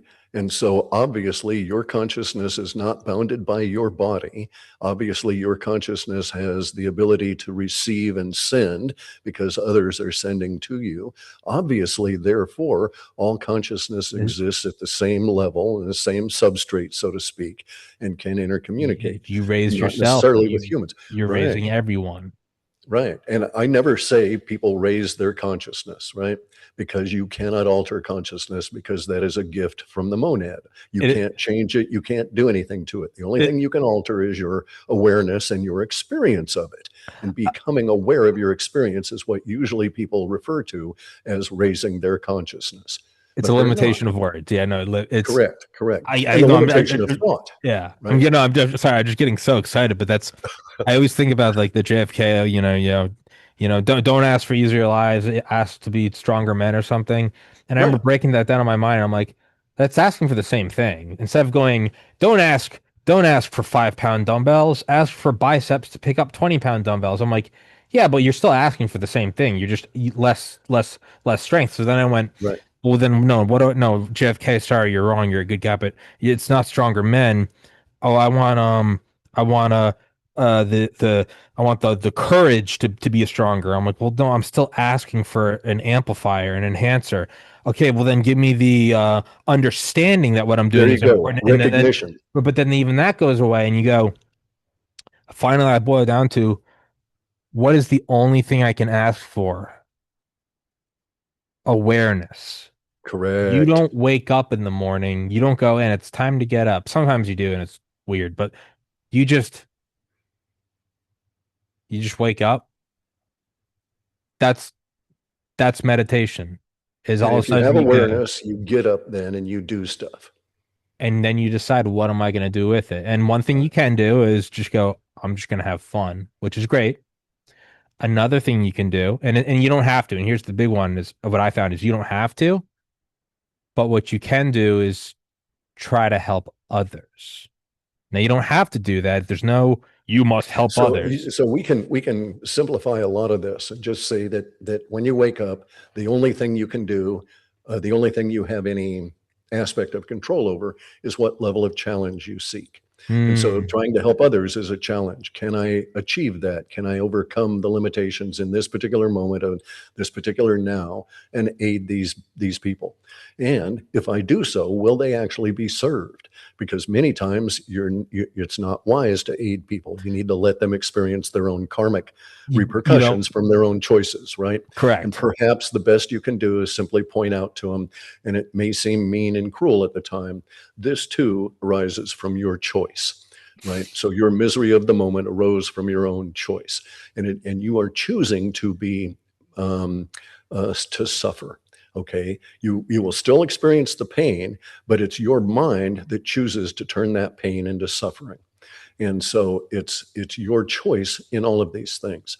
Now, I'm of the opinion that I'm sort of like Kennedy in that sense. Always choose the hardest path, always choose the biggest challenge, because then I have the potential for the bigger reward, Hell yeah. etc. We're going And to the moon. I don't take pain as personal suffering. And it is true that some of the hardest things you can do in this on this path, some of the more difficult things that challenge you even greater than you can imagine, is to be dealing with someone else and your tendency to try and take pain away from them. right? Because if you're a compassionate person, I, compassion can limit you as well as challenge you. And the challenge in compassion is being able to see the bigger picture and to know when it's appropriate for you to choose to aid their suffering or ignore their issues, right? yeah, I mean, It's a tough road. no, I mean, whenever I have episodes like this, I'll have to warn my mom first. I say, don't watch this one. It's still Yeah. hard for her when I talk about, I think about, so I knew something was up with my brother probably around summer 2011. He took his life in April 2014. I was at the University of Georgia in Athens. He was at Georgia Tech in Atlanta. Fucking brilliant, doing classified research for the Air Force. I say it with all respect. Smoking hot girlfriend, lawyer of 10 years, just an angel. He had it all. He's the funniest motherfucker that ever lived. He could draw everything. And I wish he was alive for more than anything, just because I think you get such a kick out of like some of the guests I've had on. But I would try so hard to first like brute force it, and then I would try to say like, man, I feel so much better when I don't drink and I exercise, and he would Right. kind of say Lead like, by example. he would Yeah. say like, hey, yeah, thanks, and like I could tell it wasn't working, and it finally losing him, and it took a long time to realize that like I remember my dad told I was this past April 15th his passing. 12 years later, and I always think I'm fine. And I remember I did a podcast and I finished it and I just sat here and cried like a baby. And I remember calling my dad, and I call my mom every day. But I don't call my dad every day. I'll text with my dad because that's, we're Irish men, and Yeah. we're men. Yeah. I remember calling my dad Yeah. and just Yeah. crying. We're men. We're men. We're We're men. dirty. We Dad, know. I'll give you a hug when I see you. And, but I remember sitting here crying in this chair for this is a couple of months ago for 2 hours, and my dad telling me that, and it really helped. He said your brother made a choice, Right. and it And finally, you can't second guess that choice. and I finally realized I can do well in the MCAT. I can work out because it's me versus matter. It's me versus Right. my own. When there is free will, you can't, doesn't matter how much you love her. If she doesn't love you, Nothing you can do about it. and so when you come to the heightened more awareness, more being, more I am, your first thought is I have to help everyone, and then you realize, hey man, That ain't going to work. it's not going to work. So like in 2022, I get all these panic attacks after my brother died, and I still do. In 2022, I was lucky enough to hang out with some of the Delta Force guys that I've had on the show, legit fucking like CIA guys, and naturally, we were just shooting belt-fed machine guns and just getting fucked ass up. And I fell down and I hit my head on a brick. And I just remember, I thought I was gonna die, and I was like, I'm gonna go wake up Dale. Dale's in Delta Force. And my buddy Don, who was a Marine, and he had some medic training. He was like doing all the tests for the stuff they would do in Iraq when a bomb went off. Yeah. And you're like, can you feel this? Can you hear this? Can you remember these numbers? Can you say all this stuff? And I remember going, I was like, I'm gonna go ask Dale. Dale's the youngest member of Delta Force in history, by the way. The average age is like 40. He was 23. And I'm like, I'm gonna go wake Dale. And I remember Don looked at me and he goes, if you wake Dale, it's the last thing you're ever gonna do. And but so I look at that and I go, so I went through that pain. And what happened after that is every time I drank alcohol, the next day I'd get a panic attack. So the same people, if you drank for 6 months straight and they stop and they say it can kill you, and it can. Right. If I drank 2 beers right now, when I'll get intoxicated. When it leaves my body, I will almost have a seizure, like have to go to the ER. Right. And so the point in me saying all that is a truly aware being might have pushed me aside and go, don't fall and hit your head on that brick. But what happened? Instead, I went through these panic attacks for years. And I finally got to a point where I accepted that I have to stop drinking, and I don't understand what the reasoning is. Because I didn't stop drinking because I was drinking once a week, but I just have to stop. And I just remember writing on my phone during a panic attack. I said, God has said to stop drinking. And basically, like, you're not read in on the rest of the program. It's a classified program. Right. And my Ours point, is not to reason why. and so I went, and I can now look back and go, that suffering that led to to losing 60 pounds that led to, and as you remove these other pleasures, I'd start to go, well, maybe I'll just get my own life in order. Maybe I'll start going to bed early. Maybe I'll start, Right. and without knowing, I started that long walk to where I am. And it never would have happened had I not cracked my fucking, I still got a scar somewhere on that. And so, to what you're saying is you wake up and you want to help. You, when you see that friend and you realize they're going through that breakup and you guys are 18 or 20 or 25, in hindsight, the more mature friend will go, he needs to experience this. He needs Right. to And experience that's not that. easy. And it's not That's the easy. hardest thing you can do. It's to sit back. And what you can do is you can sit there and you can be aware. And if they ever find themselves coming to you and go, dude, I don't know, I'm just feeling down, then There you you can go. go, what do you want to talk about, man? But if Right. you try to stop them from hitting the head on the brick, if you say, don't fall in love with her, you are messing up. And then furthermore, you also don't know what karma you're avoiding yourself. Maybe part of your thing was to watch others get hurt and to be okay with it. And that's And be your able to apply ascension. it to yourself. And Correct. and as it goes, and it's I know I'm rambling on here, but like what I found through the podcast was so for me early on, it was interviewing all the doctors during COVID, Dr. Malone, Dr. McCullough. Before they went on Rogan, I got banned from YouTube for having him on. People are like, you should have this guy on Joe Rogan. I'm like, Yeah. I was banned 6 months ago. The White House is tweeting at Rogan, calling him a neo-Nazi. I'm like, call me a neo-Nazi. I need the PR. Like, I had them on first, Right. and I got blue eyes. Like, give it to Life me. is not fair. Right, right. And so in 2020 election shit and all this stuff, and so finally, I came to the realization. I'm like, what is the one thing that I can do on this podcast? Sure, it's fun. You and I are having a great time, blah blah blah. And Yeah. I hope people get things out of it. And I Cold War books and whatever. And I started interviewing these guys, like you talked about, those sniper guys, um, uh, that started ARC, the Association for the Recovery of Children. So above Delta Force is something called Ground Branch, and it's that they recruit from Delta Force and SEAL Team 6. They are started under Eisenhower. It is Black Right. Ops. There's only like ever 100 or 150 of them in the world at one time. You proof this is a simulation is the fact that I'm friends with like 10 of them. It's fucking right? They were there in 1993 in Mogadishu, and they had been. And Baz, the guy that started it, his quote is, "I finally realized after serving under Carter, Reagan, everything." He goes, "There's more to life than overthrowing small governments. You can save small lives." And what they did, they were in Mogadishu, the whole Black Hawk Down thing, and he was with all these other Black Op, fucking Rambo guys, and they'd seen everything, death, civilians, everything, and they saw these like two kids walking around, and they're like we have to stay, and our job is we're in this safe house, we're at the tip of the spear, and they'd seen a million kids before, and he goes, so we're all in this like this house, sleeping, somebody's got fire watch, and Baz goes, finally, he goes, I sit up, and he goes, and like I thought everyone was asleep, and he goes, I can't stop thinking about those kids. And he goes, and they all sat up and nobody was sleeping. And they're like, I cannot stop thinking about those kids. And Baz went, he said he went up onto the roof and he's looking up at the stars and he heard God tell him, he goes, I literally heard the words, um, you were to save children. And so they started this thing, the Association for the Recovery of Children, where it's not like not knocking like cancer awareness or something, but for the sake, it's not like a wristband where it's Right. awareness.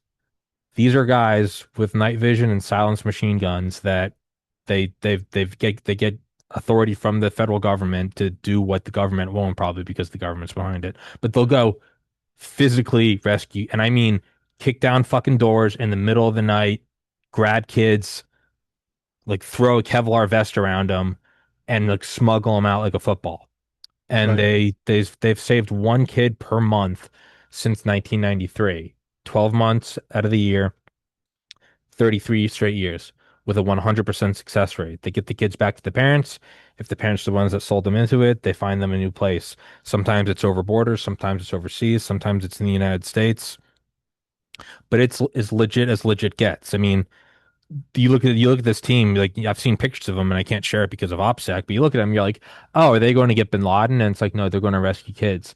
And I look at that and I went, and there's a point to this whole rambling. And I realized like with the podcast and as I feel like I'm going on that long road and I'm finding more and more internal peace and I feel like I've done a lot, helped talk about my brother's suicide and helped with the COVID awareness and the blah, blah, blah, blah, blah, and all that good stuff and sobriety and weight loss. And I was like, this is something where I feel this isn't a choice where you got to let your friend fall in love with the girl. I go, these are kids that you have to help them because that my logic is this: you need to save these kids so that they, and it sounds mean, but so that they can fuck up their lives on their own, like me. And There's a different aspect of that you're not considering though. okay, Consciousness comes from consciousness exists and it can interact with itself, with other aspects of itself. And that's what's going on with these kids. And this is one of those where it's not theirs to reason why, it is just theirs to do. Because their consciousness is able to receive and is put on that path, they know that it is not a choice that they made. It was a choice that was offered to them, hmm, right? And so they decided to take that action. They, of course, take onto themselves karma, and there is undoubtedly a larger, greater purpose oh in yeah, this that they'll never, ever, ever see as a result of their endeavors. Maybe they've saved a kid that's going to be our intermediary to the non-human intelligence. They'll never know that, right? or it might Any of just that be a kid that works for the needs to, library. But sorry, right, so my point is I started interviewing them more and more and more, and I was like, what do I do on this podcast? And I start telling people, I'm like, please donate to them. And finally, through this podcast, I have a crazy Rolodex, which is why people think I'm a Fed. But I'm like, it's just, it's fuck you, it's God. And I found all these, I know these people who I've never asked favors for. And I was like, I don't know, 10, 20 wealthy people through the show. I was like, I'm going to ask them if they would consider donating to ARC for a fundraiser, knowing full well that it might turn some of them off and they might not want to talk because I've met a lot of wealthy people through the show and I've never asked them anything because I'm aware that they probably get asked for shit all the time. right. And so I asked about the 20 people I know. 20 out of 20 were like, I would love to.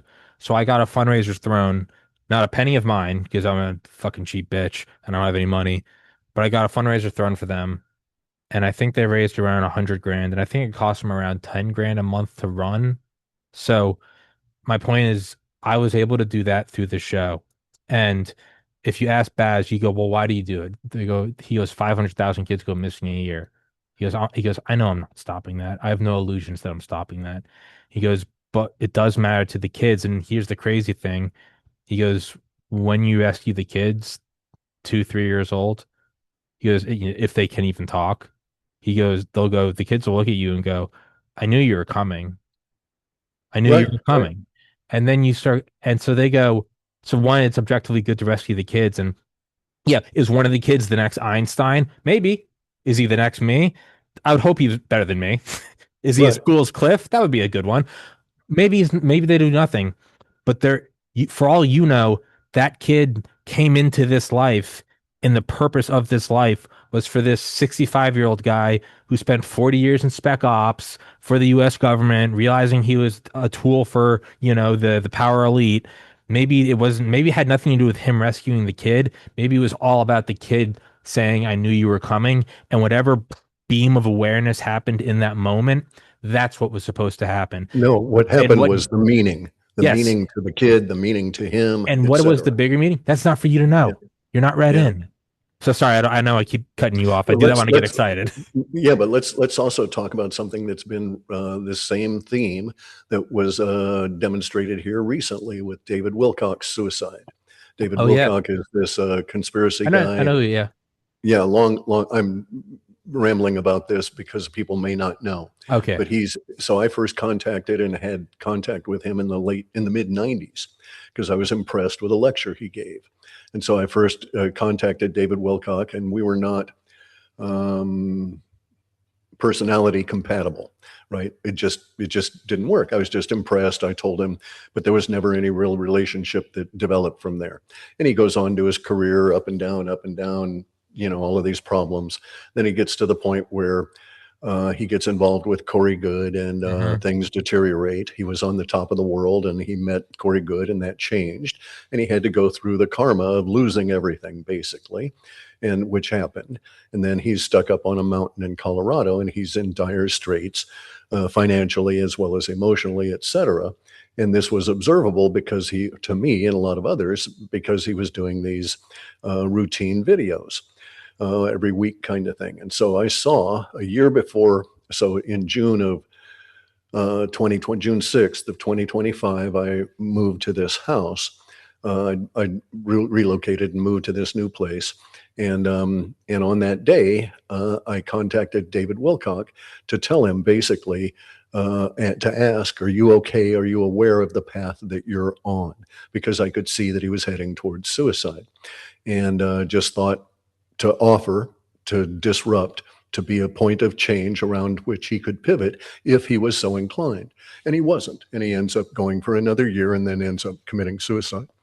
And a lot of people got on my case about that at the time. And then afterwards, they got on my case for not doing more, et cetera, et cetera. None of which is pertinent. It was not in me to do more. It was, you know, a very slim chance it would have worked, but I felt moved to attempt that, right? To provide that point of pivot for him, even though he didn't take it. I had that not to interrupt again. I had that last summer. A girl I knew from middle school passed of a sudden heart attack, and her boyfriend, who was also in my middle school, I hadn't talked to either of them in like 20 years. I knew he was broken, and I remember just thinking like messaging. I have the messages on Instagram. Hey man, how you doing? Hey man, how you doing? And I remember like my last message was like, hey, like, and we were never even friends. I just said, hey bro, do you need to talk? Right. And a couple days later, he took his life. And I think about that, and I think about my brother John, and I go, it was a choice, and all you can do is offer. Sorry to interrupt, but sorry, keep going. Same thing. All you can do is offer, and then it occurs that things happen or they don't. Well, things happen, and it's to your liking or they don't. And there's nothing you can do about all of that. You just have to stand up in your integrity and say, "Here I am. I can provide assistance. I think. Contact me if you want." Right? But you can't force people to not do that. Right? To take the path that you prefer. And a lot of it, you can say, well, you don't want the pain of their committing suicide to affect you. So that's why you're motivated to do it. And that was not the case. Well, I'm way beyond that. Too many deaths, in my long life. I'm 73, and very few of the people that I've been through this life with are still alive. And so I'm used to the death aspect of it. But it's also a point of what ripples will come out by me being motivated and acting on that motivation to make this offer to him. What meaning shall I derive from the events that will occur there? And I will miss that meaning if I don't take that risk. So, and it's a risk, right? Because the risk of being, you're likely to be ignored or rebuffed and so on. And part of our social organization is you don't want to be rejected, as humans are, et cetera, right? So it's just one of those things where ours is not to reason why, ours is but to do and then die. And so I did, and I'm satisfied with that, right? I made my effort to contact David on June 6th, and then I re-upped that contact about 25 days before he suicided. And so everybody could see it was a point of discussion. A lot of people discussed, oh my God, he's looking bad, et cetera, et cetera. And a lot of people even said that, this won't end well. And there is nothing that could be done because that was his choice. And that's an accumulation of choices that led him to that choice. The thing that we all learn or don't in this body's life is that each and every decision, each and every choice can stand on its own. Just because you've done 30 years of butt-headed drinking doesn't mean that you have to do it tonight. You can just set it aside tonight and see what meaning you get out of doing that kind of thing. So we are all in charge of our experience of this life seeking meaning. I think that a lot of our ills as humans are because of the way in which we've been herded and because of the structure that we've been told we live in. And that if we had a different structure, if we had a different view of things, and this is one reason that I'm very anticipatory about interactions with non-human intelligences, is that I think that at that stage, we'll start understanding ourselves in a broader context, and we'll be able to change the framework in which we think of ourselves. And that if we understand that our point is to achieve meaning, not achieve goals, then the world changes around us instantly, and all of our choices take on different parameters then. Maybe we'll make better ones as a result of that. And actually, it's the world doesn't change at all. It's just you see it It's us. differently. It's Yeah. the analogy.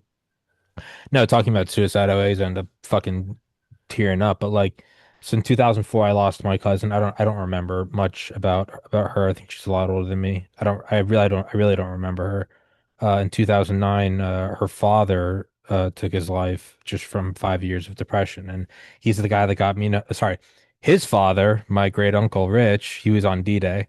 He was the one that got me into doing pull-ups because I was doing chin-ups. And he said there's no point to chin-ups because if Doing chin-ups. he goes because you can't climb over a wall unless you're doing Doing a chin-up. pull-ups. And he Yeah. goes, you got to do that because sometimes and you can just see it. He goes, because sometimes there's a tank behind you. And I just remember thinking, noted.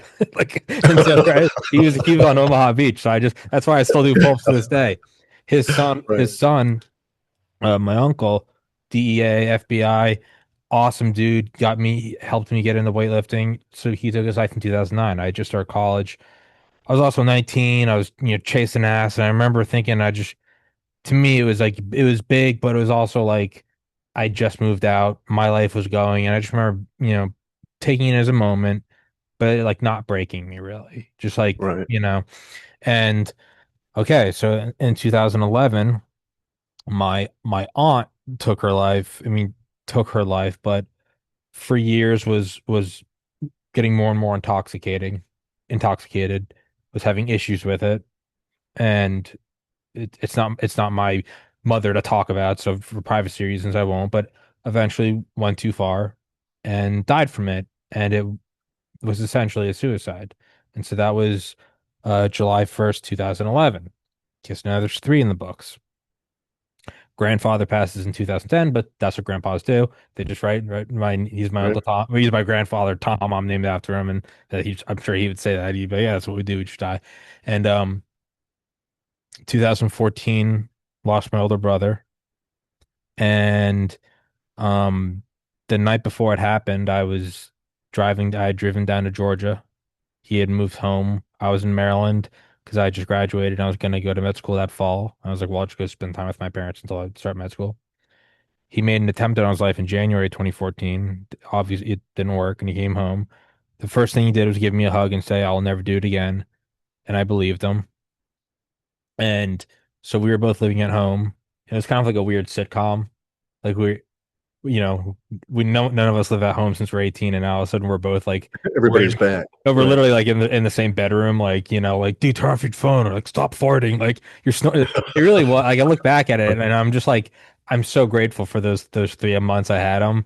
Where it's like, dude, hurry up in the bathroom. Are you jerking off? I'm not jerking off, dude. Like and like stuff like this. It's just like, we're both in our 20s, and the parents doing everything, and he was on the right track. But the problem with somebody that smart is they can also deceive you. And I driven down to Georgia, and I went to meet with the pharmacy school director, and he knew me from like organic chemistry classes, and he was like, I know who you are. He was like, you aced all that stuff, and I was like, yeah. And I just remember sitting.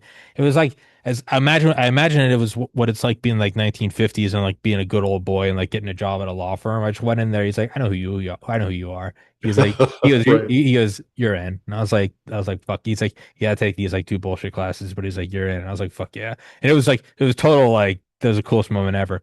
And I remember me and my girlfriend, we like went for like a walk in the woods, and we were just like, I was like, this is the beginning of the rest of my life. I'm like, it's not med school, it's pharmacy school, and blah blah blah. Uh, we went home, and that night had a nightmare that I was watching my older brother playing video games, and that he got up and wrote a note, and he made a meal, and he got his gun, and for my own privacy, he went and where he did it. It wasn't at home, and Right. he left a spare key on the table. It was very clear what he was doing. He didn't bring his wallet. He just brought his ID. I don't think I've said any of this on the show. He just brought his ID, and he brought his firearm with only one bullet. It was very clear. I didn't make I guess make Yeah, the you don't need to. make Yep. the investigation easier too. I think it was just Right. and I had a nightmare that I was watching this, and I remember waking up and panicking, and my girlfriend just being like, "I know you're worried about your brother, but like, come on, you're getting into farming." So I was like, "Oh my God, you're right." And what happened was, is I guess my brother had prepared to do it that night. He had driven to the point where he was going to, and I guess he had changed his mind and he had come back. That was happening around 2 or 3 in the morning. That's when I was having the dream.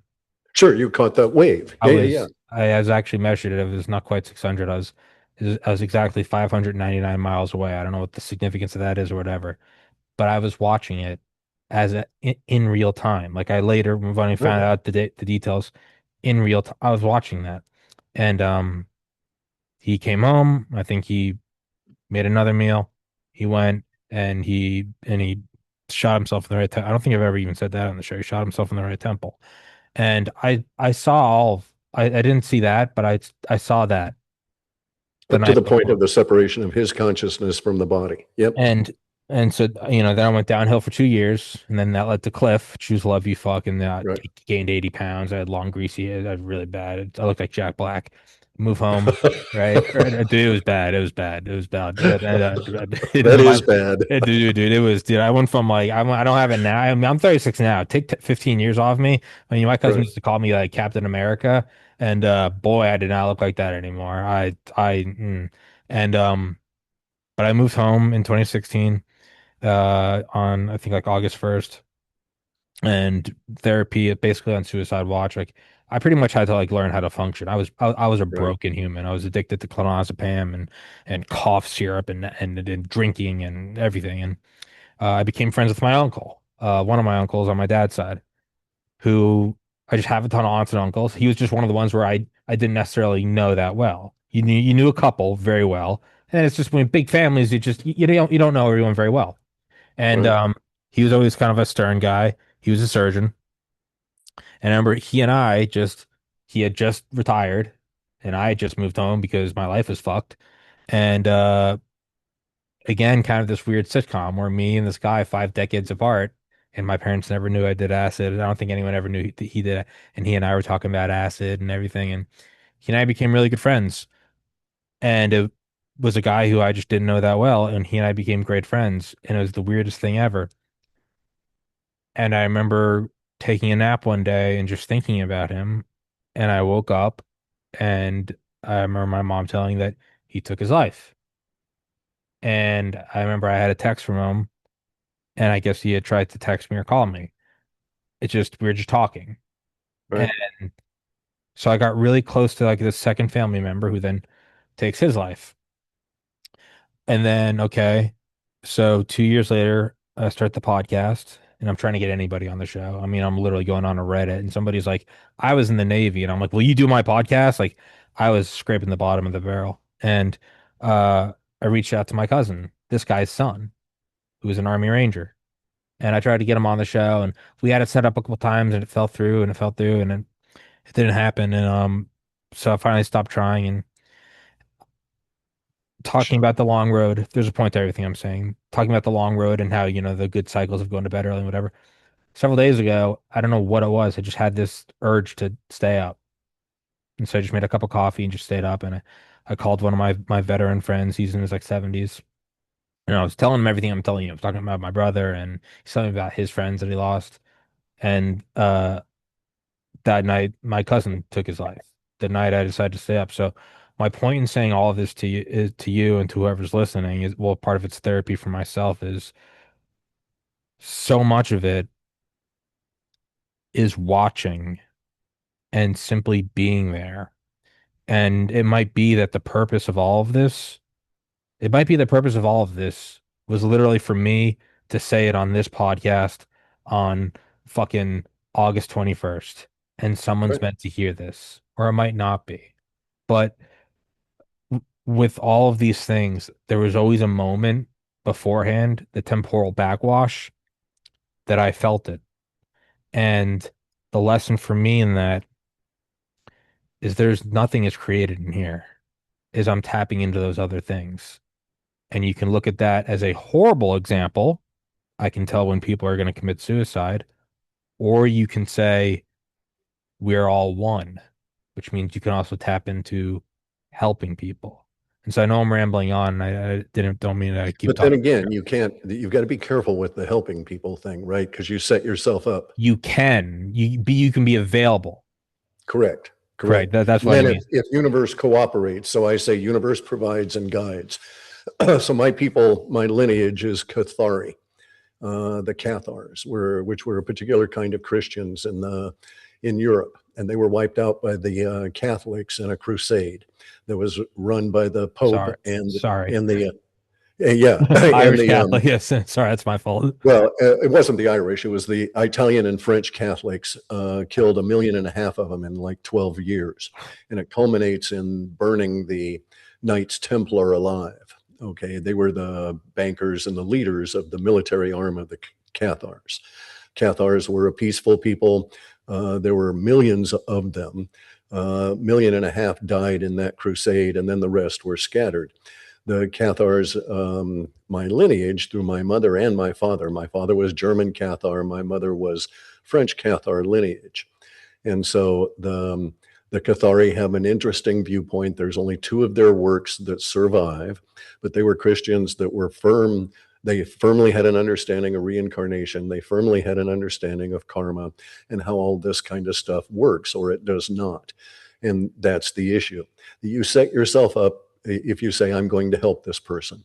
Okay, you've instantly set yourself up on a karmic trail by that one decision, by that one choice. And you will suffer if you're into suffering from that choice. If you say, I'm available, I will offer, and as it occurs, as it occurs. And the Cathari would say, universe provides and guides. And then there's this long litany of things that go with it. It's one of their daily meditation mantras, and it has many different permutations to it. But the one I like is the universe provides and guides. My eyes to see, my voice to say, my how wonderful is this day. And as long as I'm centered that way, every day is wonderful, no matter what happens, right? And the Cathari have a viewpoint that I think really needs to be resurrected within our current social order, because we're being dumped on by the powers that be, attempting to take over and reduce humanity. Now we're coming out of that. There is always a pendulum, so we're back on that pendulum. Time is not linear.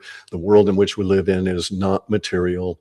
We all live in our own minds, and our minds interpret universe and provide us with this material framework, which we all agree exists, and we're all going to work within. But universe provides and guides, my eyes to see, my voice to say, my, how wondrous is this day. Always returning us back to this particular moment, this now. And as you understand, if you get to the point where you understand that time does not exist, there is no past and there is no future, that there is only now, then there is a tremendous, marvelous freedom in that. But there are still cautions that have to be applied, that you take on karma when you get involved with other people's lives. You create karma just thinking you're going to fix them. And that's egregious, in my opinion. You're making the assumption that you know better, and you can never know another one's suffering. You can know how you suffered, and you can put um, links between your suffering and theirs, and you're a kind-hearted person and you want them to not suffer. But we have an infinite number of lives, and the chain of effects of interfering with any individual life will ripple throughout all of those lives, for yourself and others. And so in my opinion, we have to be careful of this. I'm not a um, So your ARC guys, right? They willingly take on that personal karma in rescuing the kids, putting their lives at risk, their bodies at risk, et cetera, right? So they have skin in the game. I don't like the people that don't have any skin in the game and they're always out there fiddling. So I'm not a Western Republic liberal because I don't go along with this idea that you can save or fix or perfect anything. The only thing that you can save or fix or perfect is your awareness of what your body's life is going through and how you're going to deal with it. And an attempt to impose that on anybody else always ends in you learning, getting some meaning that it didn't work, right? And so with David Wilcock, for instance, I knew the likelihood was very low, but it was worth that minimal amount of effort to see if it would move and blossom. And he rejected that. So I reached out, a month or so before he killed himself, made myself available, and was rejected. And that's just the way it is. He had to live out his own karma. I've taken on some level of karma in doing that. And it's like, okay, that's fine. And telling me, and maybe Yeah, the purpose exactly. was And maybe, expressing it out. and I Yeah. think about that, and I think about a guy who, a veteran friend who had made a couple dark, cryptic tweets last summer, and I texted him and said, "Are you okay?" And he said no, and I called him and went right to voicemail. First thing I did was I contacted the other special forces guys I knew that lived around him, and I went like, "This is happening," and they were on the move, and they went to his house or something. What dude called me the next day, so angry.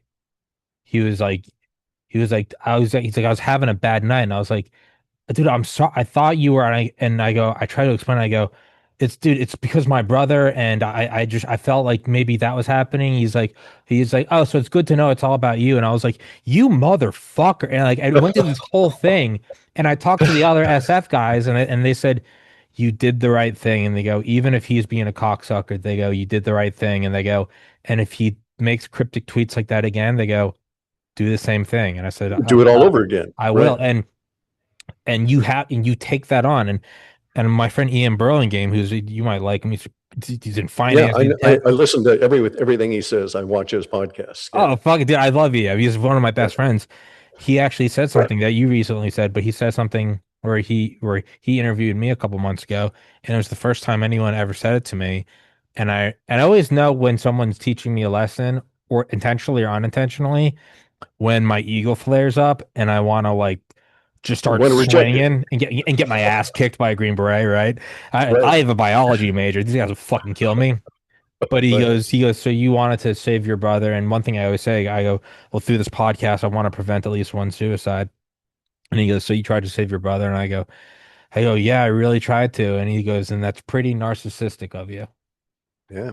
And I remember I looked at him, and at this point, he and I have been friends for 2 years. And he goes, to think that you had that power And that you and had that right, to even have that beyond the right. power. And I Just remember because when you can do it doesn't mean you and I should. love EM, but I remember when he said that, I was kind of like, I was going to be like, I mean, all the emotions. I'm like, that's my fucking brother you're talking about. Like it, and but that I could do that. Was I supposed to do that? Like you know, I'm gonna move. I'm some alien. I'm gonna move this asteroid out of the way. I don't want to kill all these triceratops. And it's like you have to because 65 million years later, this thing happens, and then this guy named Cliff talks to this guy named Tommy, and somebody listens to it, and he's on And it won't acid, happen and if he we has don't this have that. idea, and he has a Right. friend that works at S4, and they talk about something, and then the anti-gravitic technology gets out, and the child pedophile grip on the world breaks, and we enter into the next phase. How dare you move that asteroid? And you're Right. like, but I'm trying to save the Triceratops. And they're like, you're fucking up everything. And when EM said, and I love EM to death, I was like, how dare you? And like the other day, he's on a trip right now. And the other day, he's a poetic guy. He made a tweet about like tequila or something. And he was like, this is literally like 48 hours ago. And and I have all these stories and I am so tired. And he was like, will anyone even listen? And I saw that and it just immediately like cortisol dump. And I Yeah. called him and I go, dude, are you all right? Are you okay? And he's like, yeah, what's up? But he's drinking. He's like, what's up, man? He's like, I'm in where the fuck on the beach. And I'm like, you made that tweet and that sounds really dark. And he's like, oh, it was a whatever. It was a mention of this or whatever. And I was like, oh. And I go, but you're okay? You're not suicidal? He's like, no, brother. He's like, I'm drinking tequila and looking at beautiful women. And I went, okay, you're okay. And he goes, yeah, are you okay? And I go, yeah, yeah, yeah. And he goes, no, no, no. Are you okay? And I went, oh no, I'm And you can not. see why he's asking that too, right? And If I you went, get out of your own self, and yeah, I went, oh no, and I realized I'm out on my heart's pounding. I'm covered in fucking right. sweat. And I went, like, no, I'm not okay. And he was like, are you all right? And I was like, all right. And I was like, okay. And he's like, I'll see you when I'm back. And I'm like, okay. And I realized I was like, no, but so all of that is to prevent that is not your purpose.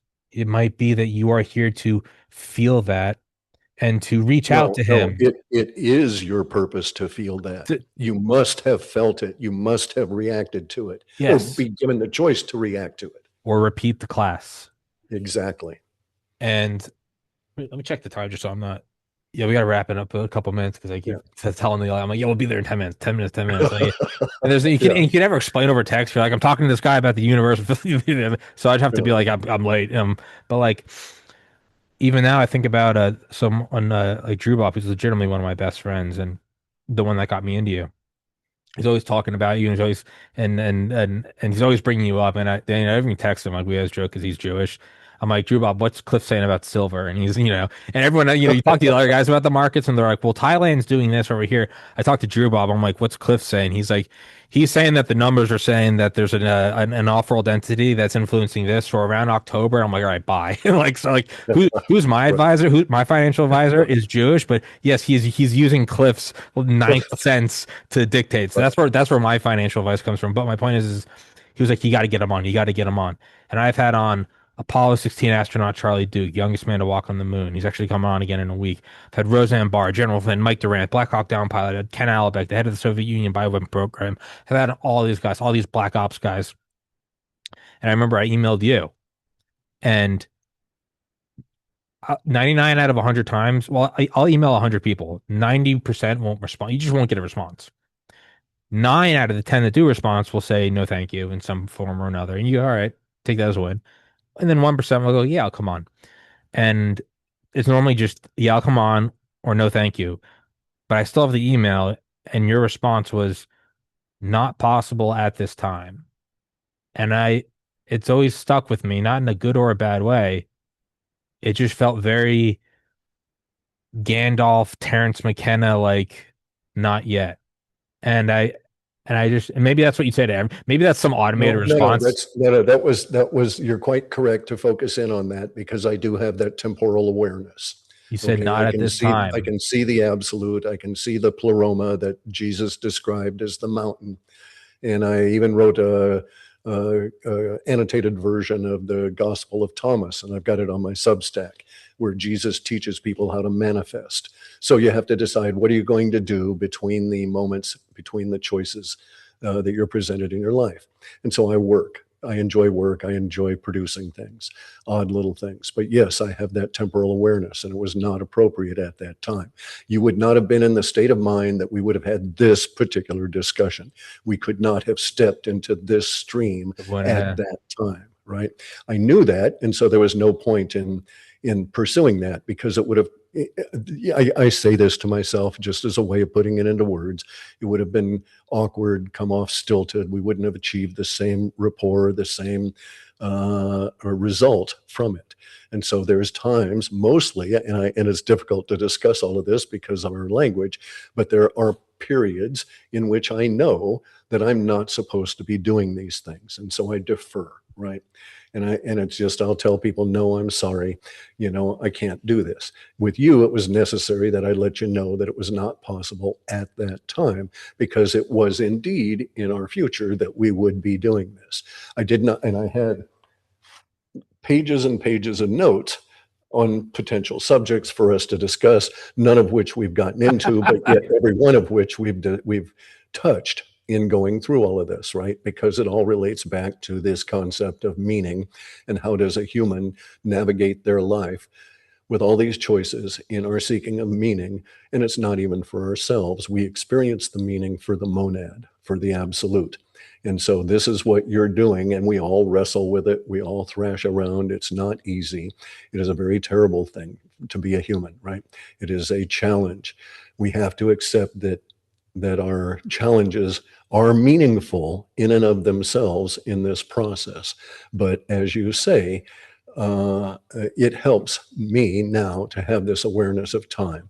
And it perhaps comes from the fact, or from the way in which well, no, it certainly comes from the way in which I've lived this particular body's life, and that my body has memories attached to it from before I was in it. So I have a different perspective of time than most people. And so the reductionism that most people live with, where they think something is past or that the future exists and all of this, doesn't enter into my life, but it makes it a little difficult for those around me because I have to say, time does not favor, this day does not favor that activity. And then I just let it go at that. Some other day may indeed, and I may have hints of that, but there's no point in being all woo or spooky about it and say, in 3 weeks it'll feel good, You right? can try, but It doesn't, it's not meaningful, right? no, And that's yeah. what we're here to do, is to seek meaning, right? And if we're lucky, we impart meaning to others. But even that is a secondary, it's a side effect. It's not the point, right? Yes, you probably will. I'm certain that you've deferred or eliminated some people from taking that particular choice to end their life. And that probably will, in those choices, those people where they've accepted that meaning that came over them while listening to you ramble on about these things, right? And blather out all this bullshit, but nonetheless they were struck by meaning and it changed their life. And you'll never know. They could tell you and it would have some I'll never. touching feeling to emotions on you, but it'll never be as powerful as it was for them. And that's not the point of it all, right? The point of it all is our interconnection in consciousness through this giant network of things, and the unfolding of this reality within this constant now. And we will never be compensated for all of the good acts, nor will we ever be compensated for all the bad acts that we make. And in the ultimate, you will, in my opinion, actually, I think a lot of people will come to the point where they do indeed compensate for the evil that they've done because they suffer themselves. And if they come to themselves in that suffering, then thereafter they will act differently and make different choices. And so I'm not a good guy. I've done evil in my life and I have compensated. And I'm a different person because of going through those experiences. And so now, you know, occasionally it'll be like, no, not possible at this time, because that was meaningful to you and it stuck with you, right? And it was not a casual thing. I don't reply that way to everyone. Mostly I say, no, thank you. I'm sorry, just not possible. And just let it go. But there are those. So I know there's a few out there that are still hanging out this year where I'll be discussing some difficult subjects with some people. And yes, we can tell Drew Bob that I was gonna say the aliens you have are to say there. his name. You have to say his. I was gonna say you have to say his name before. I'm glad you said it, Drew Bob. Yeah. Yeah, and we can tell him that, yeah, the aliens are indeed influencing the price of silver. But right at the moment, the advice is, get on cryptos. They're roaring and they're going to go. And so until they don't go, and I'm not going to tell you when that will be or under circumstances, that's up for you and your choices to make, right? But the world is not as we have been told. It's what we experience and where we get our meaning that defines it. You want to know something? And I was gonna say, and certain guests have reached out to, or I love the response of like, how'd you get this email? When I actually somehow got the email of the acting NSA director a couple of years ago, General Nakazone. So would you do my podcast? I love talking about the NSA, and the response was from some other email that said, "How did you get this?" Or when I or when I called Northrop Grumman and I asked about, it, I was like, "Can I?" In 2020, I was like, "I'd love to talk about the B-21 Raider." Which everyone knew was in development, but it was still a special Right. access for her because I had just interviewed a B-2 Spirit pilot, and I remember the response wasn't yes or no, it was what country are you in? And I was like, and so I talked to some of my buddies, and they go, you're marked, they think you're probing, and so Right. certain people I realize I go, oh, they do not want anything to do with me. Some people look at my show and go, I want nothing to do with you and what you stand for. Other people, I'm a more right-leaning guy, but I've had on very liberal guy, Professor David Vine, Professor Garrett Graff, Richard Rhodes, Pulitzer Prize winning. They come, they know who I am. They know I'm conservative, but they know I want to talk about their book, and the match happens, and it happens beautifully. I was gonna say with your response, it was never sometimes because sometimes you get a kind, and you can tell it's a copy paste response that said, he is unavailable, but thank you for what you do. But I Thank remember you for you, asking. no, but it's Right, all, but after the fifth time you realize you go, oh, I'm getting a copy pasted response, and you just notice stop asking. But I just right. remember with you is not available at this time, and I never followed up, but I just remember thinking it just always stuck with me. I was like, in the best possible way, I was like, this motherfucker, there's something. So, but what I want to say is this, and then we have to wrap. Drew Bob. So I was playing. What was I playing? I think I was playing Far Cry 5. And this was before I had ever talked to him. He was just in the live chat on Rumble. And I'm playing Far Cry 5 and I'm running around. I'm like, I don't know, shooting eagles or some shit. And and he would always say these weird cryptic things. And I was like, you're like a wizard. And he was like, yeah, kind of. And so I just started calling him like wizard, like Drew Bob Wizard. So he'd come into the chat and I would just see the word Drew Bob. And the first time, giving me goosebumps, the first time he ever mentioned you, I vividly remember I was playing this game and I was in the wilderness and I was walking through a stream in the game.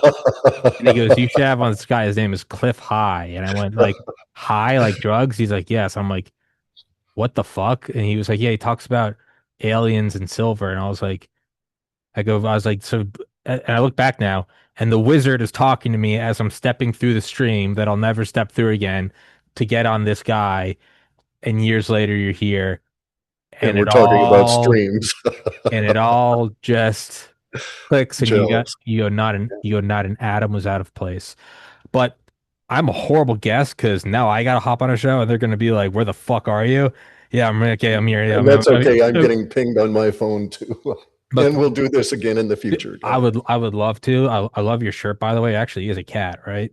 Right. It's a samurai cat. Yeah, yeah. So I emailed for everybody else. I emailed you before. I'm like, do you care if I wear a tank? I knew you were relaxed, but you're like, dude, I don't Right. care. I'm a samurai cat, and I didn't realize till halfway through. I'm like, oh, that's an actual samurai cat.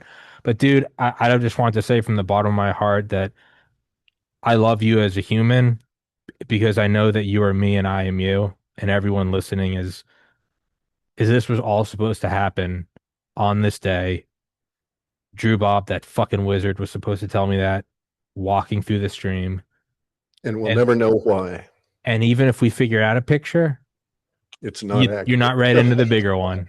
You found Right. out about the UFOs, yeah, but Right. you're at Area 51. You haven't been to S4 yet. You're like, what the fuck's S4? And it's like, come Right. over here. It's So I'll give you your S4. yeah, Pay attention when you get those chill bumps. That's okay. your body reinforcing the fact that you've just had meaning and you're passing it too quick, right? And Yep. where is this one? Where's this fucking where? There we go. We got Bob Lazar on the. Yeah. Come on, where is he? Oh, Bob, where I are you? love Bob. I've actually done business with him. I bought materials from his company. Yeah, what, American Atomics or Atomic? Yeah, yeah. I've gotten in touch with American him. Nuclear. Yeah, American Nuclear. I've tried to get him on, and it's always like his secretary says he can't, but I'm always like, I want to have you on, Bob. But yeah, I'm waiting maybe for my. that too will happen. I think it will when it's supposed to. Yeah, Like, why do I know? Why can I text Roseanne Barr? yeah, Why can I talk to? Why can right now I can text a guy who's walked on the moon? yeah. You know, it's odd, and but It's just it's simply out of the it's ordinary experience. It's what's necessary. Yeah, it's the long walk, and it's be available to help. And I think that's a big thing I still need to internalize. Be it's tough, available dude. It's so tough. Yeah, because the world is fuck. Okay, I got to go. But you got to, you got As Ram Dass said, he goes, I'm sitting there and I'm looking at all the war in the world and all the poverty, and I go, how do we fix it all? And Neem Curly Baba looks at him and he goes, don't you see how perfect it is? And he goes, yeah. but what about the bombing in Vietnam? And he goes, Ram Dass, it's also perfect. And Ram Dass goes, and I was so angry at that old man. But Okay, I'm getting pinged. I don't see you. I was, oh, fuck, I You're good. got, and then I'm just You're good. now I'm just lying. I'm like, oh, Cliff, Yeah. dude, that was awesome. I would love to have you on again. Blah blah blah blah blah blah blah.